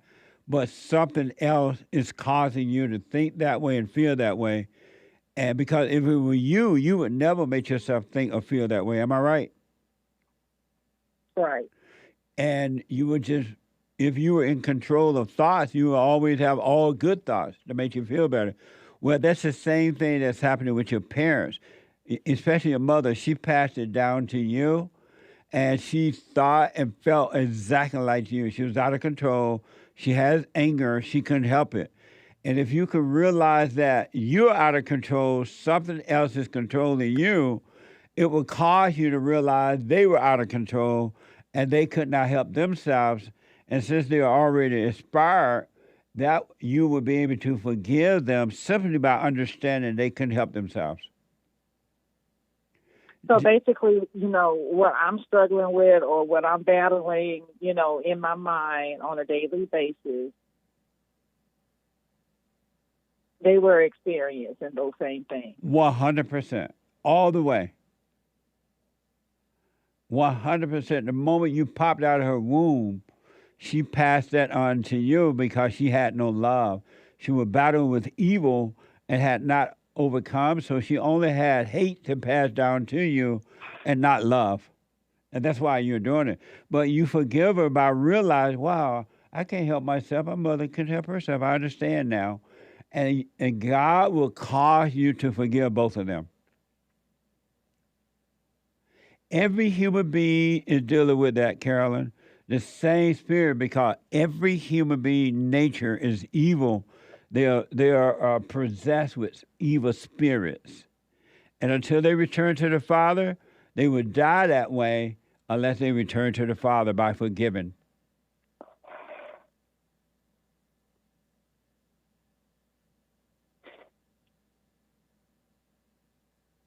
So I shouldn't take that personally. Not at all. It wasn't personal. Had they had love or could have done differently, they would have. They just didn't have it. And they just didn't know because they may not have been seeking the way you are now to get understanding. And so when no one ever told them they needed to forgive. So it wasn't personal.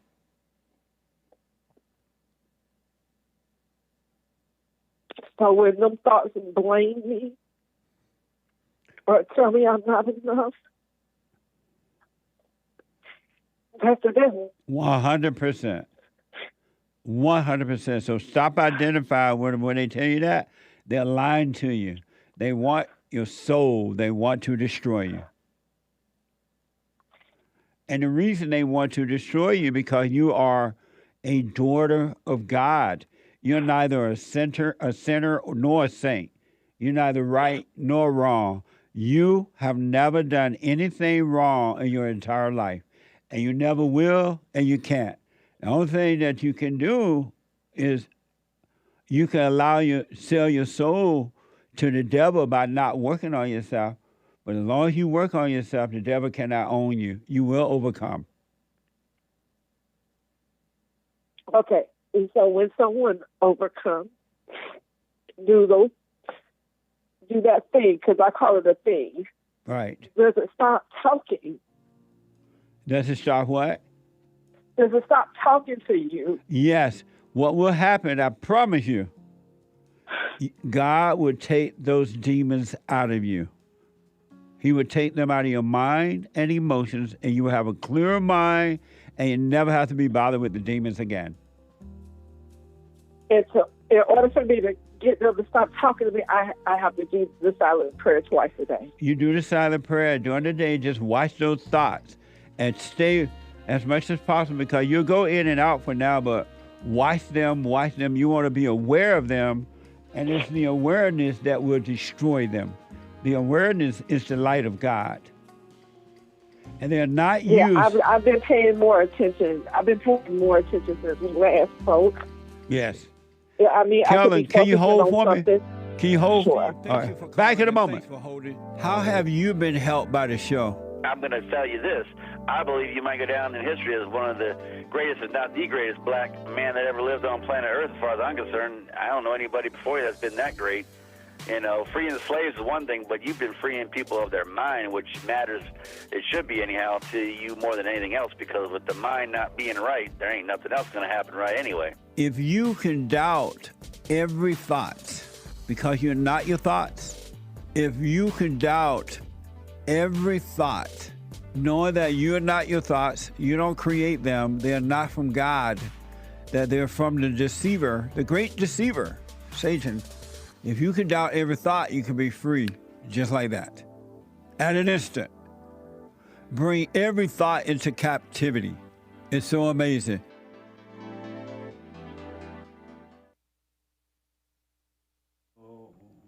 You heard that song before? lot of mess going on in the world. This is the end of hour 2 already of Female Monday. It is Monday, February 12th, AD 2024. Stay tuned and hang tight, callers. JLP will be right back to your calls. But first, Hake News, not fake news. After the Jesse Lee Peterson Show, thehakereport.com live. And then Joel Friday TV will be live right after Hake. And then Nick, the American Anchor Baby, normally live right at noon Pacific time, but he may be live a little bit later than usual just today, okay? So some Super Bowl reporting corrections from Hake. Hake messed it up. Some follow-up on that mess. What is Mahomes really Mahomes? Mahomes? I don't know. That guy who got the, I don't know, he was the MVP, most valuable player. People were shaking their heads at my pronunciation of that guy's name. The Chiefs at the Super Bowl are maybe the league, the NFL's next great dynasty, so speculates the mainstream media. It's the third ring, Super Bowl ring, ahead for head coach Andy Reid, who allegedly got shoved and yelled at by T Swift's grown adult boyfriend, Travis Kelce, and then hugged by him. I say you press charges. You know that Travis Kelce is in HE double toothpicks after the PDAs with Taylor Swift. Singer-songwriter Taylor Swift embraced, that means hugged, Chiefs' tight end Travis Kelce on the field. Kelce, maybe, after the game. Again. Also, the halftime show correction. The chat was telling Hake that Alicia Keys is married. She's not girlfriends with Usher. Evil Google says Swiss Beats is her husband. And Usher's with a female partner since like 2019 or something. He's been married and divorced twice. But the ladies at the Skim called her his boo. So don't blame Hake. The ladies at the Skim confused Hake. She's 43, he's 45. Chat said that he was too handsy with her. I didn't watch the game or the halftime show. Anyway, it's Hake News. There was a church shooting. You may hear about that later this next hour on the Jesse Lee Peterson Show. Call Me Nonsense Network CNN says police in Texas investigating a Sunday shooting at Pastor Joel Osteen's Lakewood Church in Tejas, Texas, 6 miles from downtown Houston, roughly.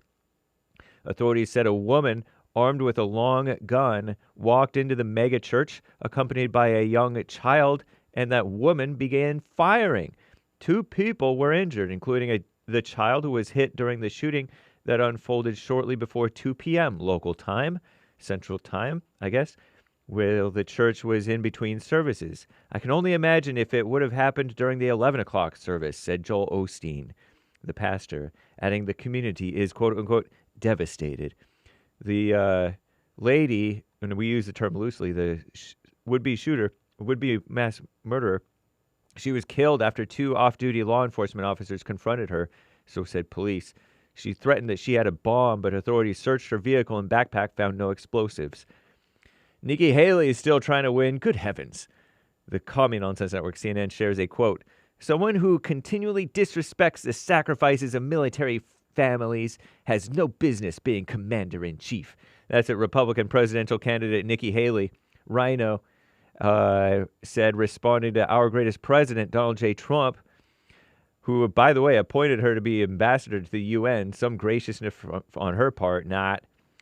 Because Saturday he mocked her husband's absence on the campaign trail.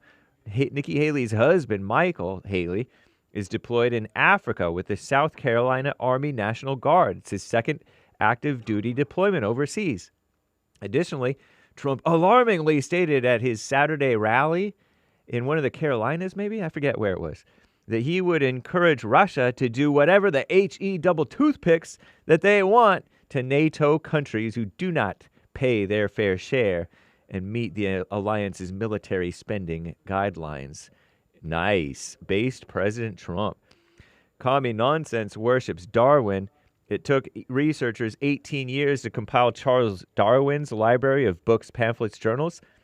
They've released a catalog of the contents, the Darwin Online Project. It's free online, so you can read that mess. I'm James Hake. Now back to JLP, Hour 3.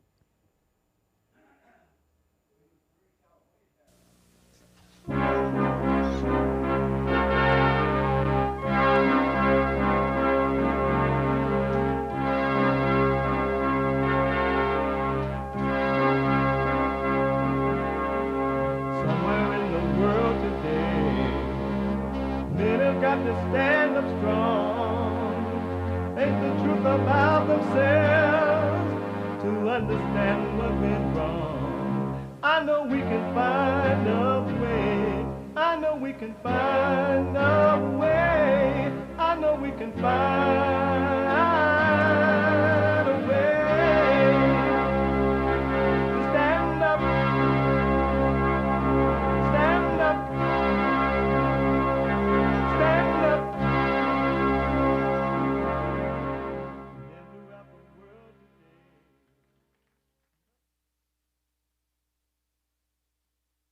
Uniting the races with truth instead of dividing them with lies. We're also rebuilding the family by rebuilding the man. I'm Jesse Lee Peterson. Welcome to the third hour of the show already. The third hour, you can get involved by calling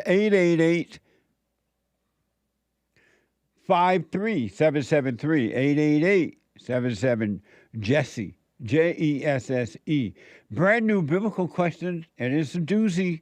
Brand new biblical question. What is your personality? What is your personality? Personality. Amazing question. We have every way that you can watch and support the show listed on JesseLeePeterson.com/show. JesseLeePeterson.com/show. And if you're out and about, you're plotting a terrorist attack or in America, or you are running away from the cartels down at the borders, you might be considering suicide right now with some fentanyl, you might be smashing and grabbing, whatever you're doing. You may be on one of those airplanes with a near miss thing happening. You could be listening to the show live on your iPhone or iPad by calling the listen line on TalkStream Live at 641-793-1500. 641-793-1500. All right? And follow us on social media. We're on cozy.tv, where Christ is King. Cozy.tv/JLP and Rumble. You got to know how to rumble.com/Jesse Lee Peterson. Like, follow, ring the bell, and all those good things. And to donate and have your comments read out loud, go to Bond JLP Cash App, Bond JLP Cash App, or buymeacoffee.com/Jesse Lee, JLP Talk, buymeacoffee.com/JLP Talk, or rebuildingtheman.com. On rebuildingtheman.com, it's for the nonprofit, so you get credit for that one, all right? It's Monday, and every Monday is Female Monday.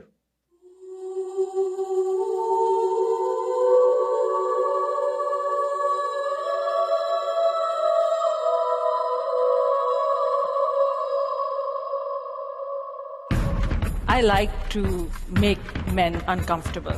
All my life I had to fight. Let women take over. Some of us believe that women are getting paid less than men. I proudly say I'm a feminist. Thank you. I bet you are. Deep in their soul, they want to be home with those babies. Yeah. We've been lied to for so long. Yeah. Amazing. Female Monday. Let me go back to Carolyn. She was talking about forgiving her parents. They have expired, and she's working on herself. Carolyn. Yes, I'm here. Okay, thank you.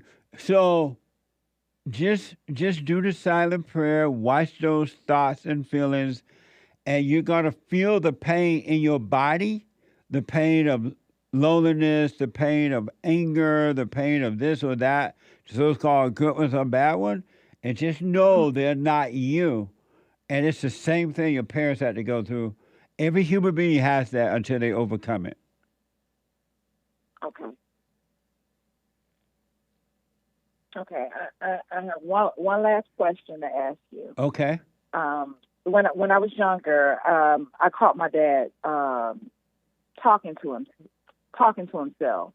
It was in an argumentative type of tone, and I remember asking him what he was doing. And maybe shortly after that, I started doing it too. So my question is that the same thing? You know, talking out loud. Is it? Are you really talking to yourself, or are you talking to that demon in your mind? You're talking to the demons. And that's what your father was doing. And when you saw it, you overreacted in one form or another, inwardly or outwardly or both, you overreacted. And that's why you started to do it. But as you're working on yourself, I'm telling you, if you stay with it, and just watch those thoughts and not call them you, you're going to stop overreacting to the shocks that you're having in your mind and body, because the light of God is weakening the shocks, the surprises, the pain, the fake joy, and all that. He will cause you to overcome. He will rebuke those spirits away from you. So again, he was communicating with evil. He couldn't help it. Okay, and so that's not normal. So we shouldn't be doing that, talking out loud to ourselves. Okay. No. Well, it's not to ourselves. It's to that thing. You're communicating with the devil, with those spirits.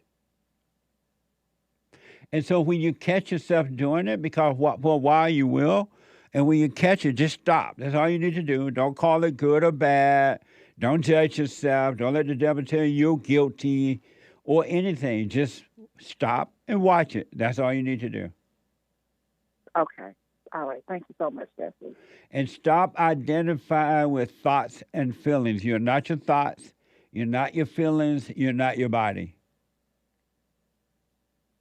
Okay. Okay. Thank you. You're welcome. And stay with the prayer. Stay with it. And during the day, if you get caught up in your head, you're thinking about the past or the future or whatever, just bring your mind back to your body. Your body is always present, but your mind can be down the road somewhere. Your body will be right somewhere else. Be where the body is. You'll see, Kellen, it will change. Okay. I'm going to work on it. All right. Let me know how it goes. I will. Thank All right. you. Okay. Bye now. 888-77-53773. Susan is a first-time caller out of Louisiana. Susan, welcome to the show. You're on the air. How you doing? All is well. Good, good. Jesse, I'm having some doubts.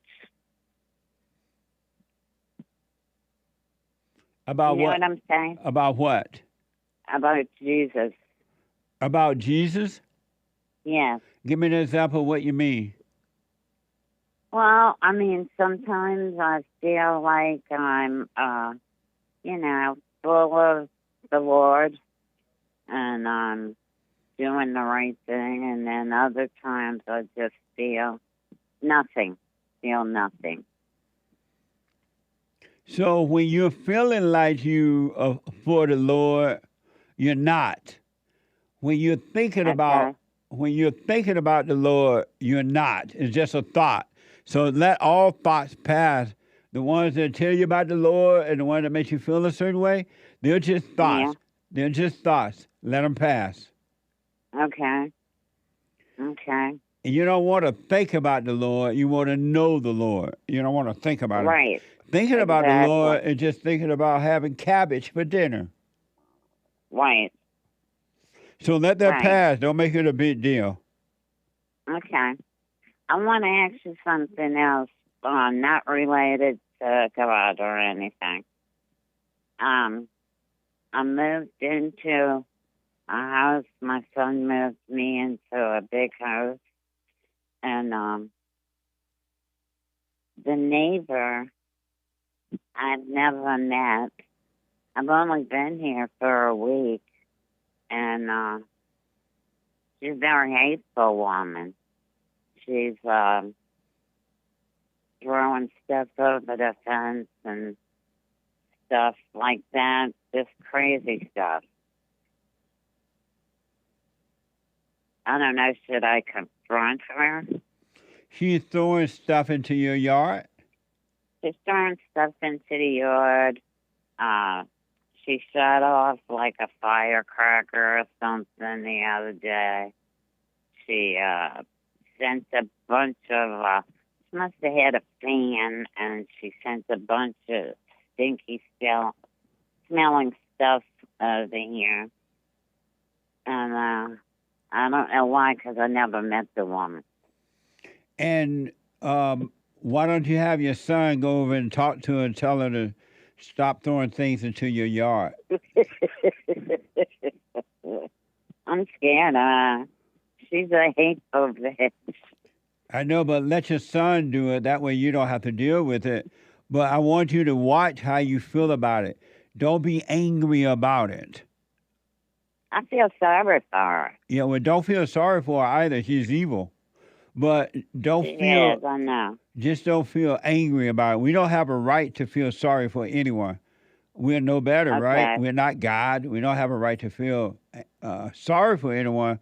And likewise, we don't have a right to be angry at anyone.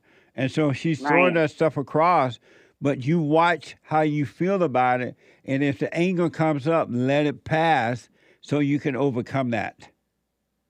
Okay. And then have your son go and talk to her. Tell him not to argue with her or anything. Just let her know he wanted to stop throwing things in your yard. But well, whatever she's doing in her yard, that's on her. It has nothing to do with you. I guess she didn't want anybody to rent this house. And I don't know. I don't know what her problem. Well, don't argue with her. She's evil. She got her issues. And she's trying to impose her evil on you. And because that's how she stay alive, the evil stay alive, she try to hurt others. All evil people try to hurt others so they can feel good about themselves. But don't give in to it. Don't be angry. It's not her. It's evil in her. Okay. It's her and another woman that lives with her. Yeah. I think they're gay. Yeah, let your son handle it, though, not you. Okay. All right. All right, don't argue with him and tell your son, do not argue with them or anything. Just let them know you don't want them throwing stuff in your yard and ask them to stop. And if they try to argue, don't argue. Just tell them to walk away. And I'm telling you, things will start to work out for you. Okay. That sounds good. It just, it hurts my feelings that somebody would be that hateful. It shouldn't hurt your feelings. Let people live in their hell, and you shouldn't care anything about it. You should not be hurt by it or anything. Every human being has a right to live in their hell, male or female, to stay in their hell until they're ready to overcome it. Right. So don't feel anything about it at all. That's her hell. Don't make her hell your hell. Okay. I got you. Are you doing the silent prayer? Yes. Well, stay with that, all right? Okay. And let all thoughts you. and feelings pass. Okay. All right. I wish you well, Susan. Thank you. Thank you. All right. God bless. You too. Bye-bye. Bye. 888-775-3773. Tanya, a first-time call out of Texas. Tanya, welcome to the show. You're on the air. Hi, Jesse. I was calling. I called some months back, actually, and when I called before, I was calling because I wanted to know how to go about getting my son to forgive me. I mean, I know you have a zillion callers, and you may not remember that, but... Oh, you're not a first-time caller? No, I called probably 4 or 5 months ago. Okay. And you kind of told me just let him be. Yes. And so I did that. But the reason for my call today is I'm calling for women that are listening to you this morning. I'm asking them to, we've got to step up and stop being so overly emotional. I feel that, a lot of women are so emotional, they can't see the forest for the trees. And I mean that, the forgiveness part. Oh, so you're not calling about your son? Well, I left him alone. I told him that, I wanted him to forgive me. I asked him, but I can't tell if Did he you has or apologize? not. Did you apologize for imposing your will on him and turning him away from his father? I did. You told him I that. apologized to him, and I asked him to forgive me for that. But you're not And supposed to ask him to forgive you. You're supposed to apologize for doing that to him. Son, I was wrong. That was evil. Yes. I should not have imposed my will. I should not have turned you away from your father. I was wrong. And if you want to be free, he'll forgive you. If not, let him live in his hell. You move on. And that so far, that's what's been happening. I just kind of let him be. I can't really tell.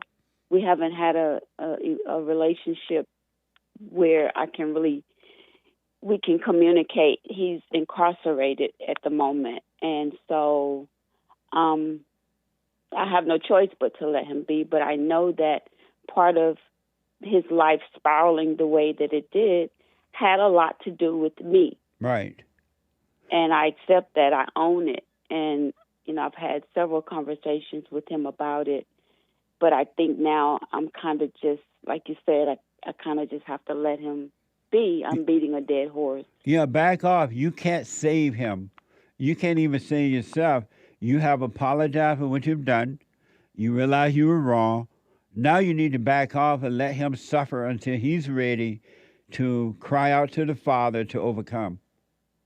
But there's nothing you can do. So, as a matter of fact, the more you try to save him, the worse he's going to get. And that's what has happened to this point. This is the first time that I've been hands off. Because you screwed him up by trying to screw him up. Now you're screwing him up trying to save him. What the? Yes. Yeah, I screwed him up trying to, basically. And I can own that. I feel a lot of women have a hard time with that because of the emotion that comes into it. No one wants to be women wrong. are emotional because they're evil. Yes, They don't have love. the emotions come from an evil place.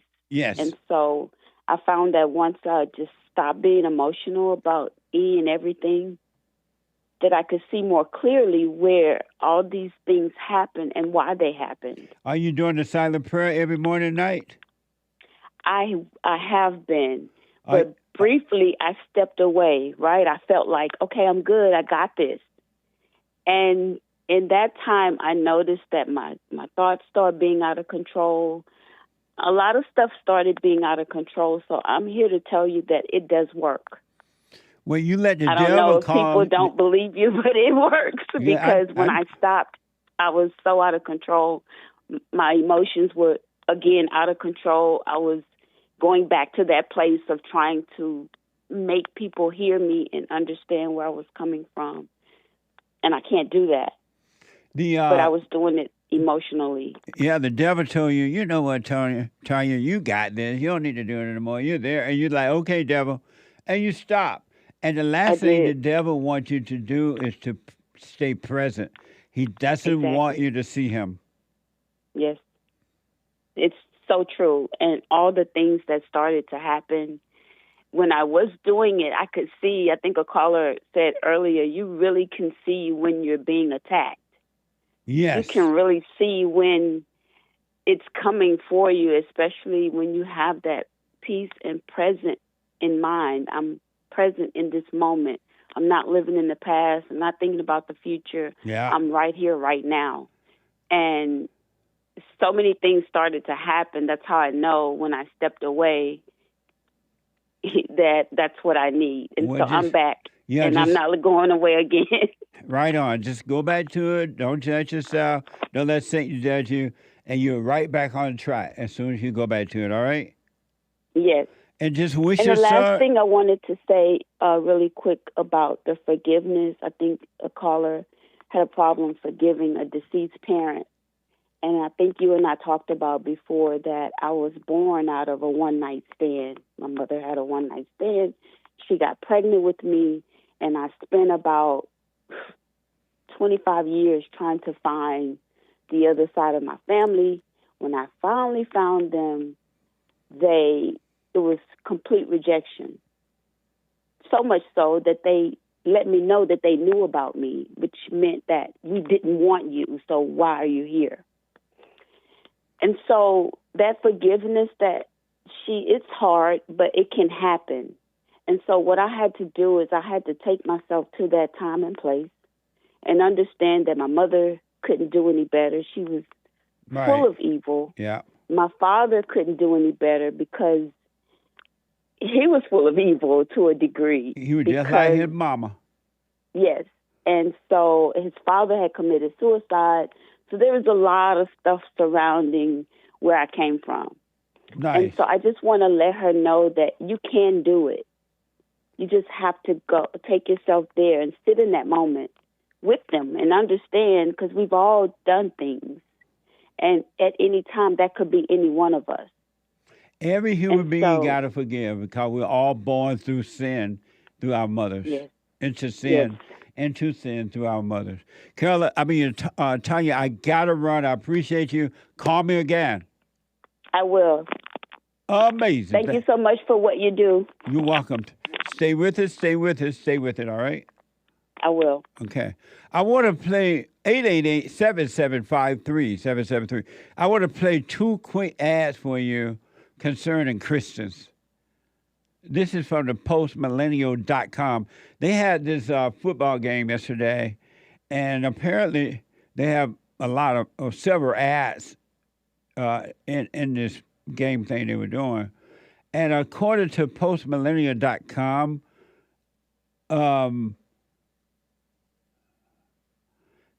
something called He Gets Us launched a new Super Bowl ad depicting Christians washing the feet of diverse individuals, including a woman at an abortion clinic and an environmental activist and undocumented immigrant, a gay man, and more. Watch this from He Gets Us.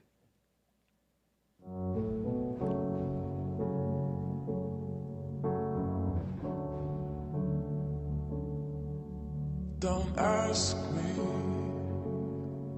what you know is true. Don't have to tell you I love your precious heart.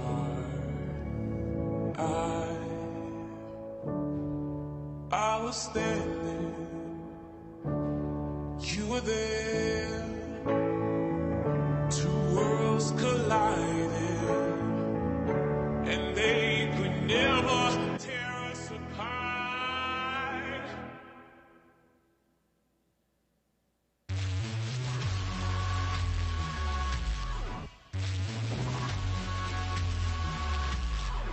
We could live for 1,000 years. Amazing. Oh, that ad is so emotional and so sweet. It's so Jesus. Oh, the Christians are just loving everybody. That's Jesus. That ad is pure evil and deceiving. It had nothing to do with God, Jesus, or the Holy Spirit, or the Holy Spirit children.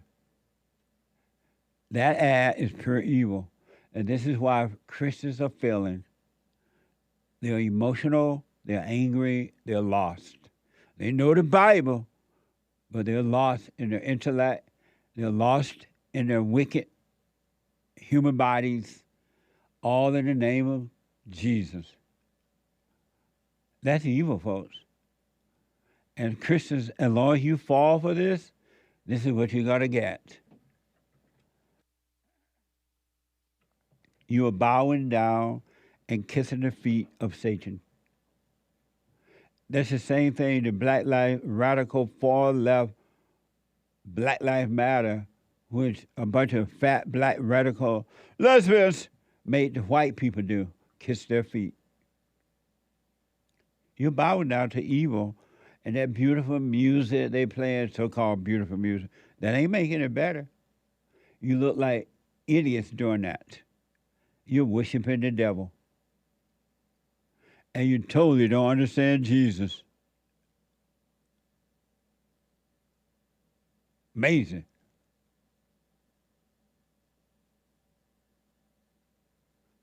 Okay, stay on that road. You see what happens. That's a wide road that leads to destruction. The Christians don't understand. They have false ideas about Jesus. They have false ideas about God. They have false ideas about everything, the Holy Spirit, everything. Christianity. And this is why they're suffering. They're playing the game, the devil game. These same Christians believe that Jesus is God. Now you see why, right? They believe they have a will. Now you see why, right? My country was built on Christianity by white men with the help of God. Those days are gone now.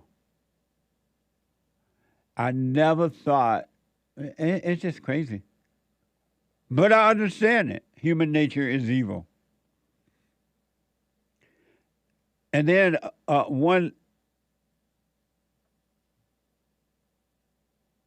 here's another one. CNN, the truth behind the He Gets Us ad for Jesus Aaron during the Super Bowl. Watch this from CNN. There was this controversial figure. Everywhere he went, people challenged him. The message is stark, arresting, and backed by $100 million. That's how much organizers say is behind this campaign to market Jesus as a patient, loving, inclusive cure for our divisive times.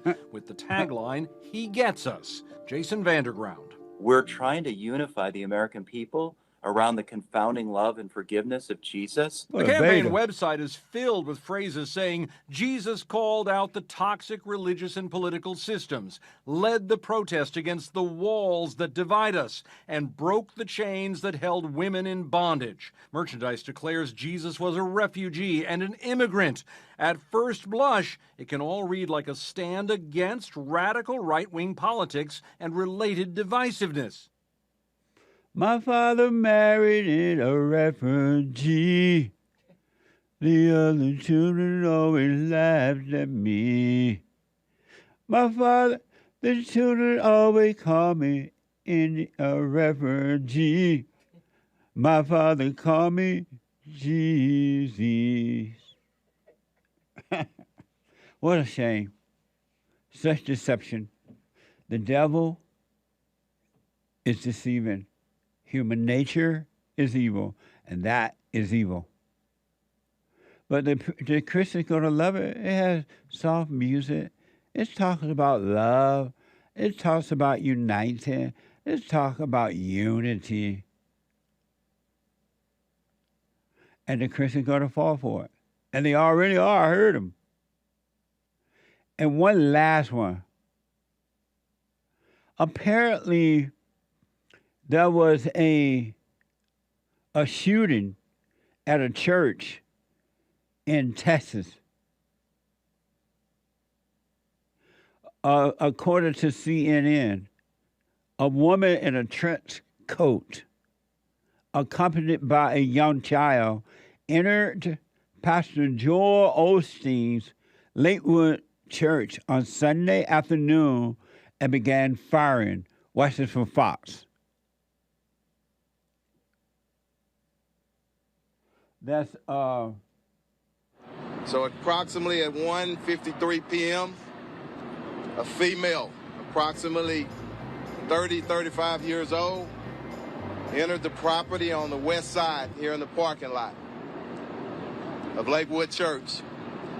She entered the building. She was armed with a long rifle and a trench coat with a backpack, accompanied by a small child, approximately 4 to 5 years old. Once she entered, at some point she began to fire. Of course, we're devastated. I mean, we've been here 65 years and have somebody shooting in your church. But, you know, we don't understand why these things happen, but we know God's in control. And we're going to pray for that little 5-year-old boy and pray for the lady that was deceased, her family and all, and the other gentleman. But I don't know. It's just kind of in a fog. But there ain't no fog. It's evil. Check out when I come back, for we have that back in a moment. responsibility. I'll show you how I was able to overcome anger. The spirit of anger was taken away from me. I had it. And as a result of having anger, I was insecure. I had doubt, worry, fear. I was in a fallen state and didn't know it. And it wasn't until I went and forgave my mother who tried to turn me away from my father. I forgave my father for not being there and returned back to him. My spirit connected with his spirit, and through him, I was able to return to God. And I have perfect peace. Perfect love casts out anger. And when anger is gone, fear and doubt, worry, insecurity, suicidal thoughts, all of that is gone. And you are free.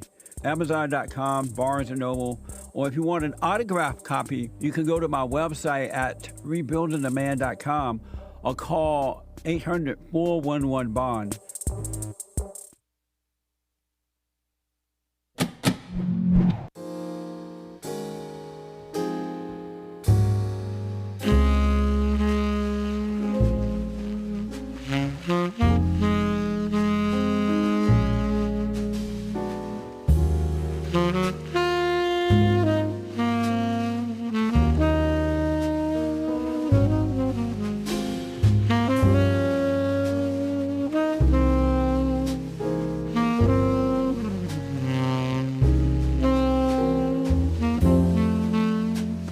Okay, welcome back. 888-7753-773. The Hake Report is coming up at the top of this hour. The Hake, H-A-K-E, report.com from 9 to 11 a.m. Pacific time. And then at 11, Joel Friday TV. He black. Joel Friday TV at 11 a.m. Pacific time. And at 12 noon, normally it's the Anchor Baby at 12 noon. But I have to do an interview, and I'm going to need the studio, so the Anchor Baby will be coming on a little later, right after my interview. All right? The Anchor Baby will happen today. He'll let you know exactly what time.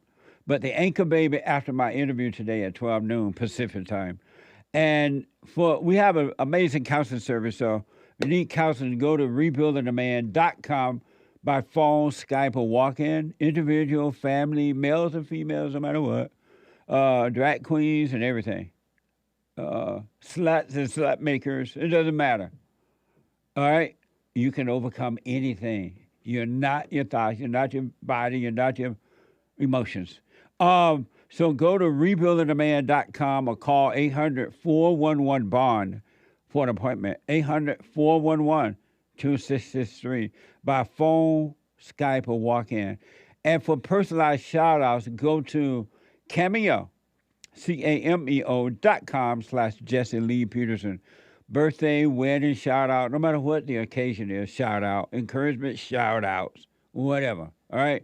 So we have an update real fast on the shooting that's been reported at Joel Ostend, Lakewood Church on Sunday afternoon. Quote-unquote, a woman walked in, according to CNN. So Sean is here, my producer, and he has an update on that story. Right. So it's just coming out now in the last hour or so that this was another trans female. So it was a female turned into a male. She went by turned into a woman or a male? No, female turned into a male. Oh, so she went in dressed as a woman or a man? I mean, medium-sized hair, right? Medium-length hair. So the people who saw her, assumed one way or another. Oh, I see. But yeah, allegedly the post-millennial is reporting that this was another trans. So it wasn't a woman. It was. It was a woman that thought she was a man. Right. Oh, I see. According to ABC, pro-Palestine message was written on the gun used by the quote-unquote woman accused of firing rounds at Joel Ostend Lakewood Church on Sunday. So she was for the Palestine thing? Right. That was another aspect of it, is that on her gun she had a pro-Palestine thing. And another thing to notice is in the clip, you hear Joel Ostend talking, and he's like, "We don't understand why these things happen, but, God is in control." It's like, poor Joel. It's evil, Joel. Yeah. Post Millennial also reported local news report that multiple sources have said that Genesis Irvin? I think it's Genesee. Genesee Irvin. Something like that. No, Yvonne. Ivonne. That sounds like Yvonne to me. Yvonne Moreno. Probably. Moreno is suspected of being the armed woman who was killed at the church Sunday. Reports indicate that the shooter was female, but has since been revealed that Moreno was a male. What the? Yeah, just like remember the Covenant school shooting? Audrey Hale was Yeah. the woman. Same thing, a female turned into male. You know, they go on these hormones. You know, Yeah. hormone blockers, etc. That stuff will drive you crazy, along with the devil. Yeah. Hake says, sit up tall. Sit like an alpha male, not a beta male. Treasure chest is now open on D-Live, by the way. I forgot. The treasure chest is now open on D-Live. That's an amazing story. Yeah, another one. Add it to the list. And why Joel Osteen don't know why these things happen? He's a preacher. Right, he's the head of the biggest mega church in the world. One of them. And he doesn't understand why these things happen. Intellectual idiot. What the? Amazing. Yep. So before Sean leaves from the studio right now, join me in celebrating the first year of Sean as producer of the Jesse Lee Peterson Show today. Yes. Amazing. 1 year old. 1 year old today. Yep. Amazing. Yeah, the first day I got here last year, the Super Bowl was going on that night. What a mess. So, yeah, it's been a year. Well, congratulations. Thanks. And one of the best producer I've ever seen on this side of heaven. Thank you. Doing an amazing job. Thank you. My birthday's coming up soon, too. When is your birthday? 25th. Of what? February. Amazing! I'm sorry to hear that. Yep. Start the countdown. The 25th. Okay. How are you, if the Lord is willing and the creek don't rise, how old will you be? 31. Oh, man, that's when Jesus started his ministry, right?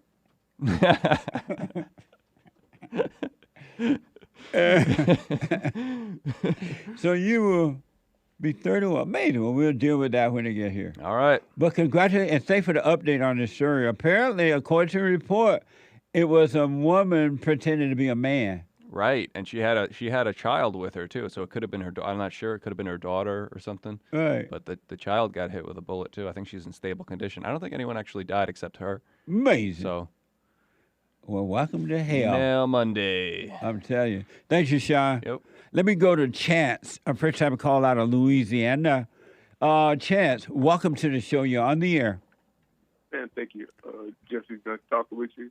Thank you. My question is, what is the balance between the scriptures that say it's better to marry than to burn, and then Paul saying it's good to remain single like he is?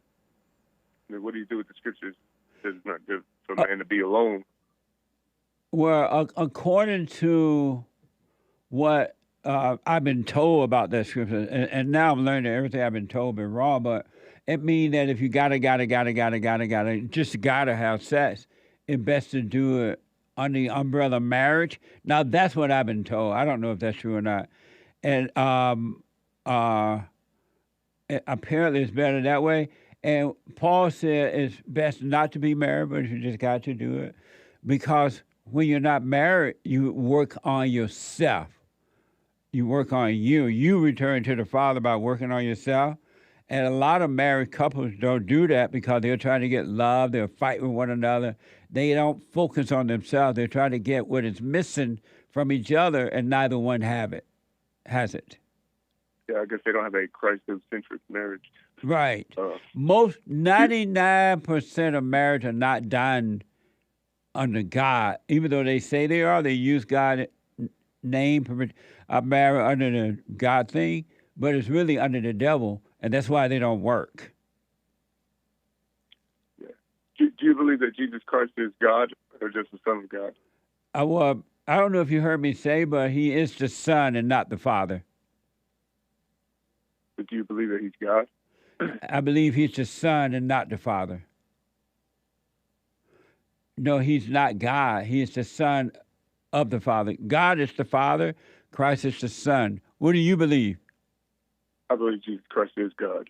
You do that? And why do you believe that? Because who else could have come to earth and fulfill the law of God and live a perfect life unless he was not God himself? You said who else could have done it?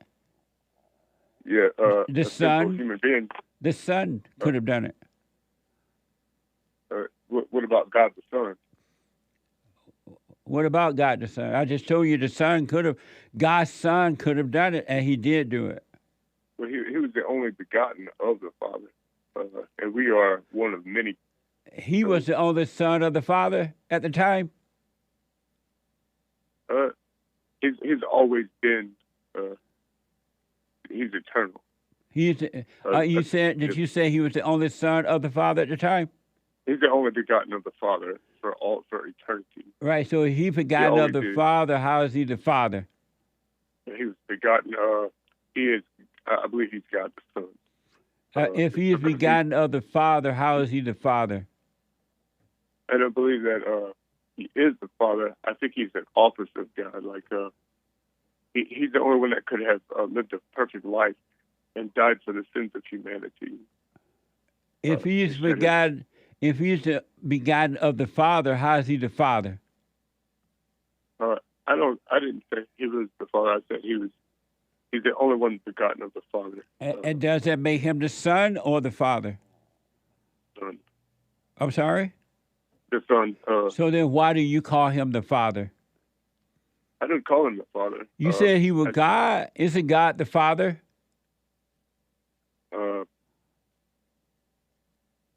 No, sir. God is not the Father? Well, I'm saying that there is God the Father who sent his Son, Jesus Christ, to die for the sins of man. Do you hear yourself? God the Father, right? Yes, sir. If you can, you can hear. God the Father, right? Yes. Sent his Son, right? Yes, sir. But yet you call the Son Father. No, I just believe that he was the only begotten of the Father. In other words. But yet you call the Son the Father. Why is that?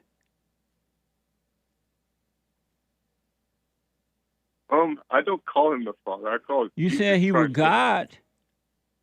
I think that the Father is perfect. He's in heaven. You said that he was sent by his Father, right? Yes, sir. Jesus was sent by his Father, right? Yes, sir. But yet you call the Son Father. Why? I don't call the Son Father. You did. You call him God.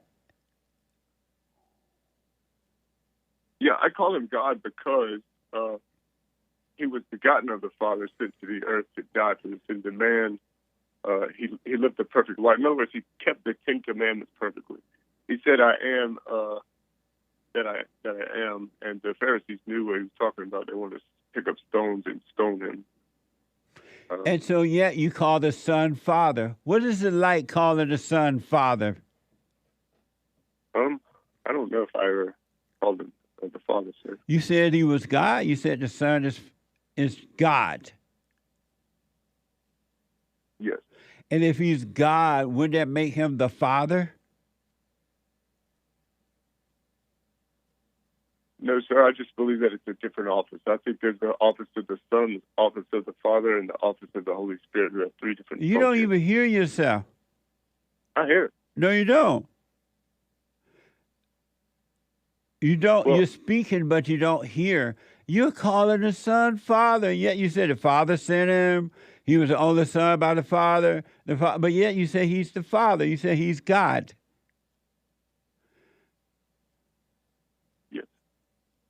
A chance. Sure. If by chance, are you aware of Bible Thumping Thursday? No, I didn't know it was Female Monday either. I apologize. No, it's all right for Female Monday. It's all right for 5 or 30. We take all calls. It's just that we get females a little more of a chance on to get through. So listen, call me on Bible Thumper Thursday. I could go a little longer with you about this. Yes, sir. So you could call me anytime about this, but we have a little bit more time on Bible Thumper Thursday. All right. Thank you so much, Mr. Jesse, for taking my call. You're welcome, buddy. Thank you. Richard is out of South Carolina. Richard, welcome to the show. You're on the air. Hey, Jesse, how are you? All is well, sir. How are you? Doing all right. Thank you for your work. Big fan. Just called in the first time to see if I can get some words of wisdom. Okay. So, right now, just trying to see if work at a call center right now, but in my heart, seeing to start a construction business. So, just haven't had any hope going into work, but I do feel like time to start a business. I'm trying to see if I am following God or my own voice. By wanting to start a business? Yeah. There's nothing wrong with that. When I first started, my first company I started was a janitorial service. I was working at hospitals, at a hospital at the time, and I would go to work at 6 a.m. in the morning, and I would get off like 3 or so, and I would go and start my little janitorial service. And I did that until I was able to hire some employees because it grew. And then when I was able to hire people to do that work for me, but I was still working my day job. And then at some point I got so busy, I was able to just walk away from the day job and went full time with my janitorial service. And one thing led to another. Absolutely, go for it. But work your other job until you don't need to work it anymore. Understood. Get my little pocket guide, the 7 guaranteed steps to spiritual family and financial success guide. And if you follow that, it's not going to be enough just to read it, but if you follow it, you'll be fine. Okay, and what was it called one more time? 7 guaranteed steps? Yeah, 7 guaranteed steps to spiritual family and financial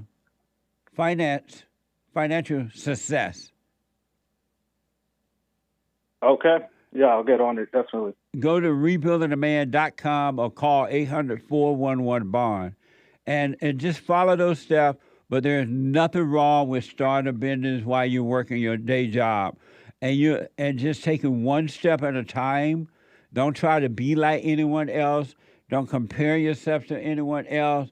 Don't let people tell you you need a big plan or you need to get into debt. You do it accordingly, take it one step at a time.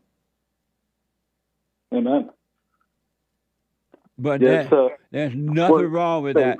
And don't worry about if it's going to work or not. Whatever happens, you'll be fine.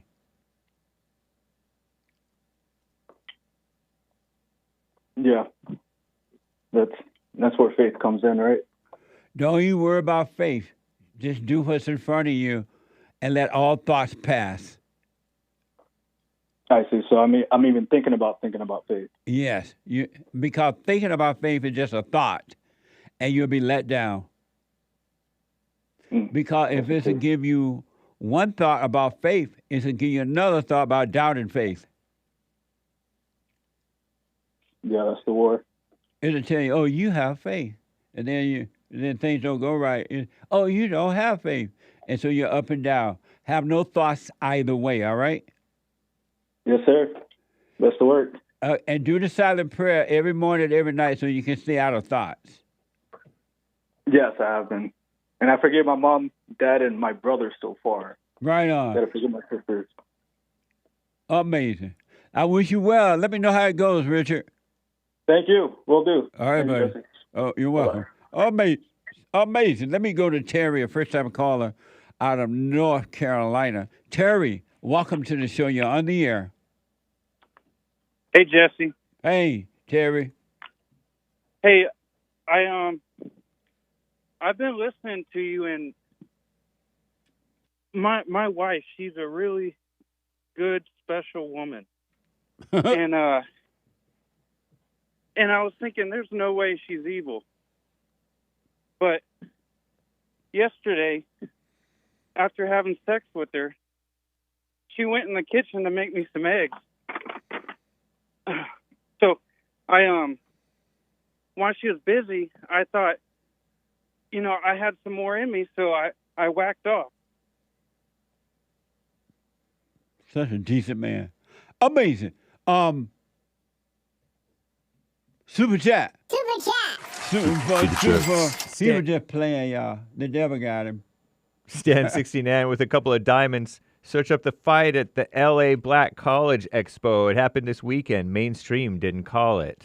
I didn't even hear about it until you mentioned earlier. Yeah, me neither. They cover that up. I have not heard anything about it. I'm seeing reports on Reddit. Multiple fights at Black College Expo in LA, according to Reddit. I don't know. Black people love to fight. Indeed. They love to fight. They're angry. They got to forgive their mothers. It's not them, but the spirit in them, believe me. It's the same thing with every human being. Amazing. Thank you. I had not heard about it until this morning. Hake mentioned it earlier. J.C. Lee Peterson Rumble, monthly paying subscriber Canadian David, talks about that He Gets Us ad. Ego milking song. I would need a big Hake spittoon to hearing that on repeat too. That's right. The us is we are legion, the demons. Oh, a mess. Prep Ham Paul says it's funny. The commercial says it's the right or conservatives who are divisive when it's the exact opposite. The leftist agenda is division under the guise of equality. Yeah. Well, man. Well, the Eve is always trying to do that, makes you doubt. Amazing. Thank you. Amazing Asia bought 3 coffees. Wait, did Jesse, did you say that after watching your thoughts, you will no longer dream when you sleep? I used to be so invested in dreams, thinking God was trying to tell me something in my sleep. If I had a dream that my man was cheating on me, I would wake up angry and go through his phone and even try to fight him. Does the devil control dreams? God is trying to tell you something. God.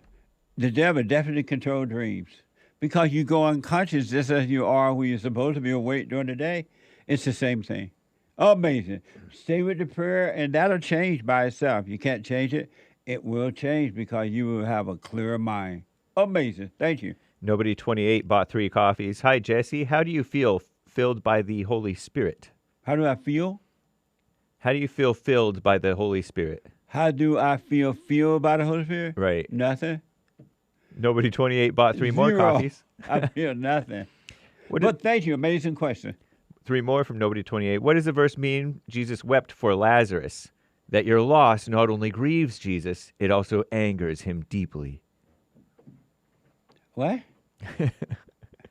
What does the verse mean? Jesus wept for Lazarus. That your loss not only grieves Jesus, it also angers him deeply. Well, Jesus wept because he realized that the people could not see, because had they been able to see already, they would not have had to call upon him to bring Lazarus back to life. Amazing. Yeah, it doesn't say he wept for Lazarus. Right. It doesn't say that at all. Shout out to the top because the people were blind. Shout out to the top contributors: Fuzzy Bear, Stan 69, Diane D, Groovy Monkey, and the rest of the supporters over on D Live. Thank you guys for the support. And thanks, everybody. That's all for now, I do believe. Amazing. Thank you. The Hake Report is coming up at the top of this hour, right after my show. James Hake, he's on fire. And then Joel Friday TV, and then the Anchor Baby. Let me go quickly to nobody. I hear the music. The Anchor Baby coming on later. A little later than 12 because I got to do an interview and I need the studio. Amazing. Eventually we'll be able to do it in the other studio. And I will have to interrupt the guys. Get on the straight and narrow path. Forgive your mothers. All human beings, you got to forgive your mama and your daddy. But especially your mama and especially your daddy. If you don't love your earthly father, you will never love God. This is the way it is. Forgive, do the silent prayer, rebuildingtheman.com/church, and watch. Stay aware. And the light of God will destroy the darkness of the imagination. All thoughts are all lies all the time about anything. Thank you for your support. I totally appreciate it. Chris is a first-time call out of Pennsylvania. Sarah, smile, out of North Carolina. Sarah, smile, a first-time call out of Texas. Rick from Hampton.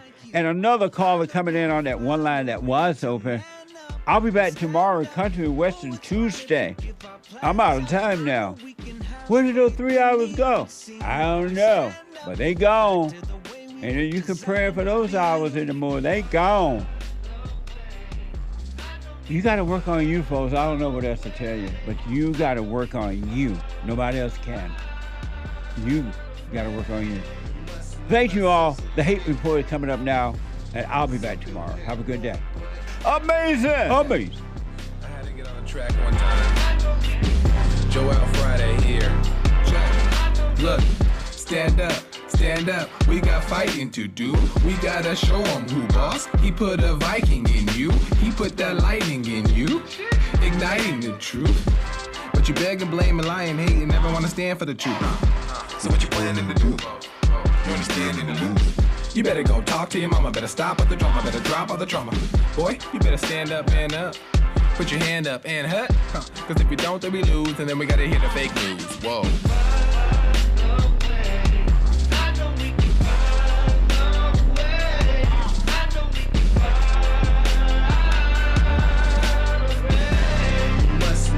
So you get something went wrong, but face the truth about yourself and just seek first God's kingdom, cause you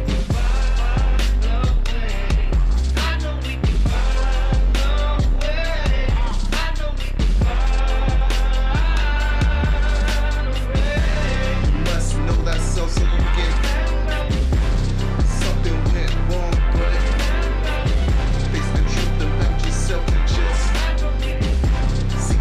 God's kingdom comes.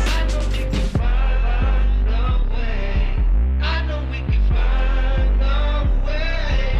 I know we can find a way.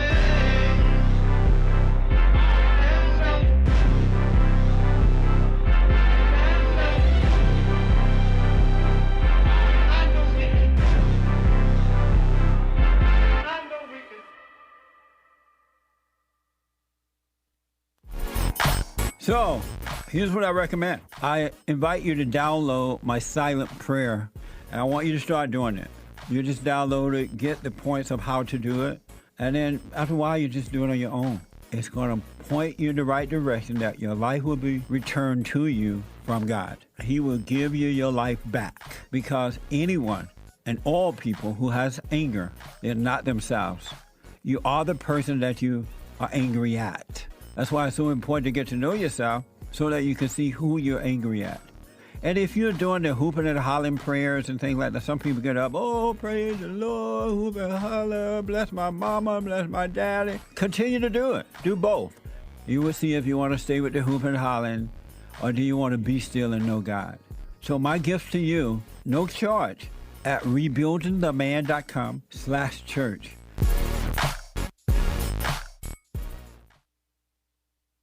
Anytime you have situations happening in your life, always be still. Don't overreact.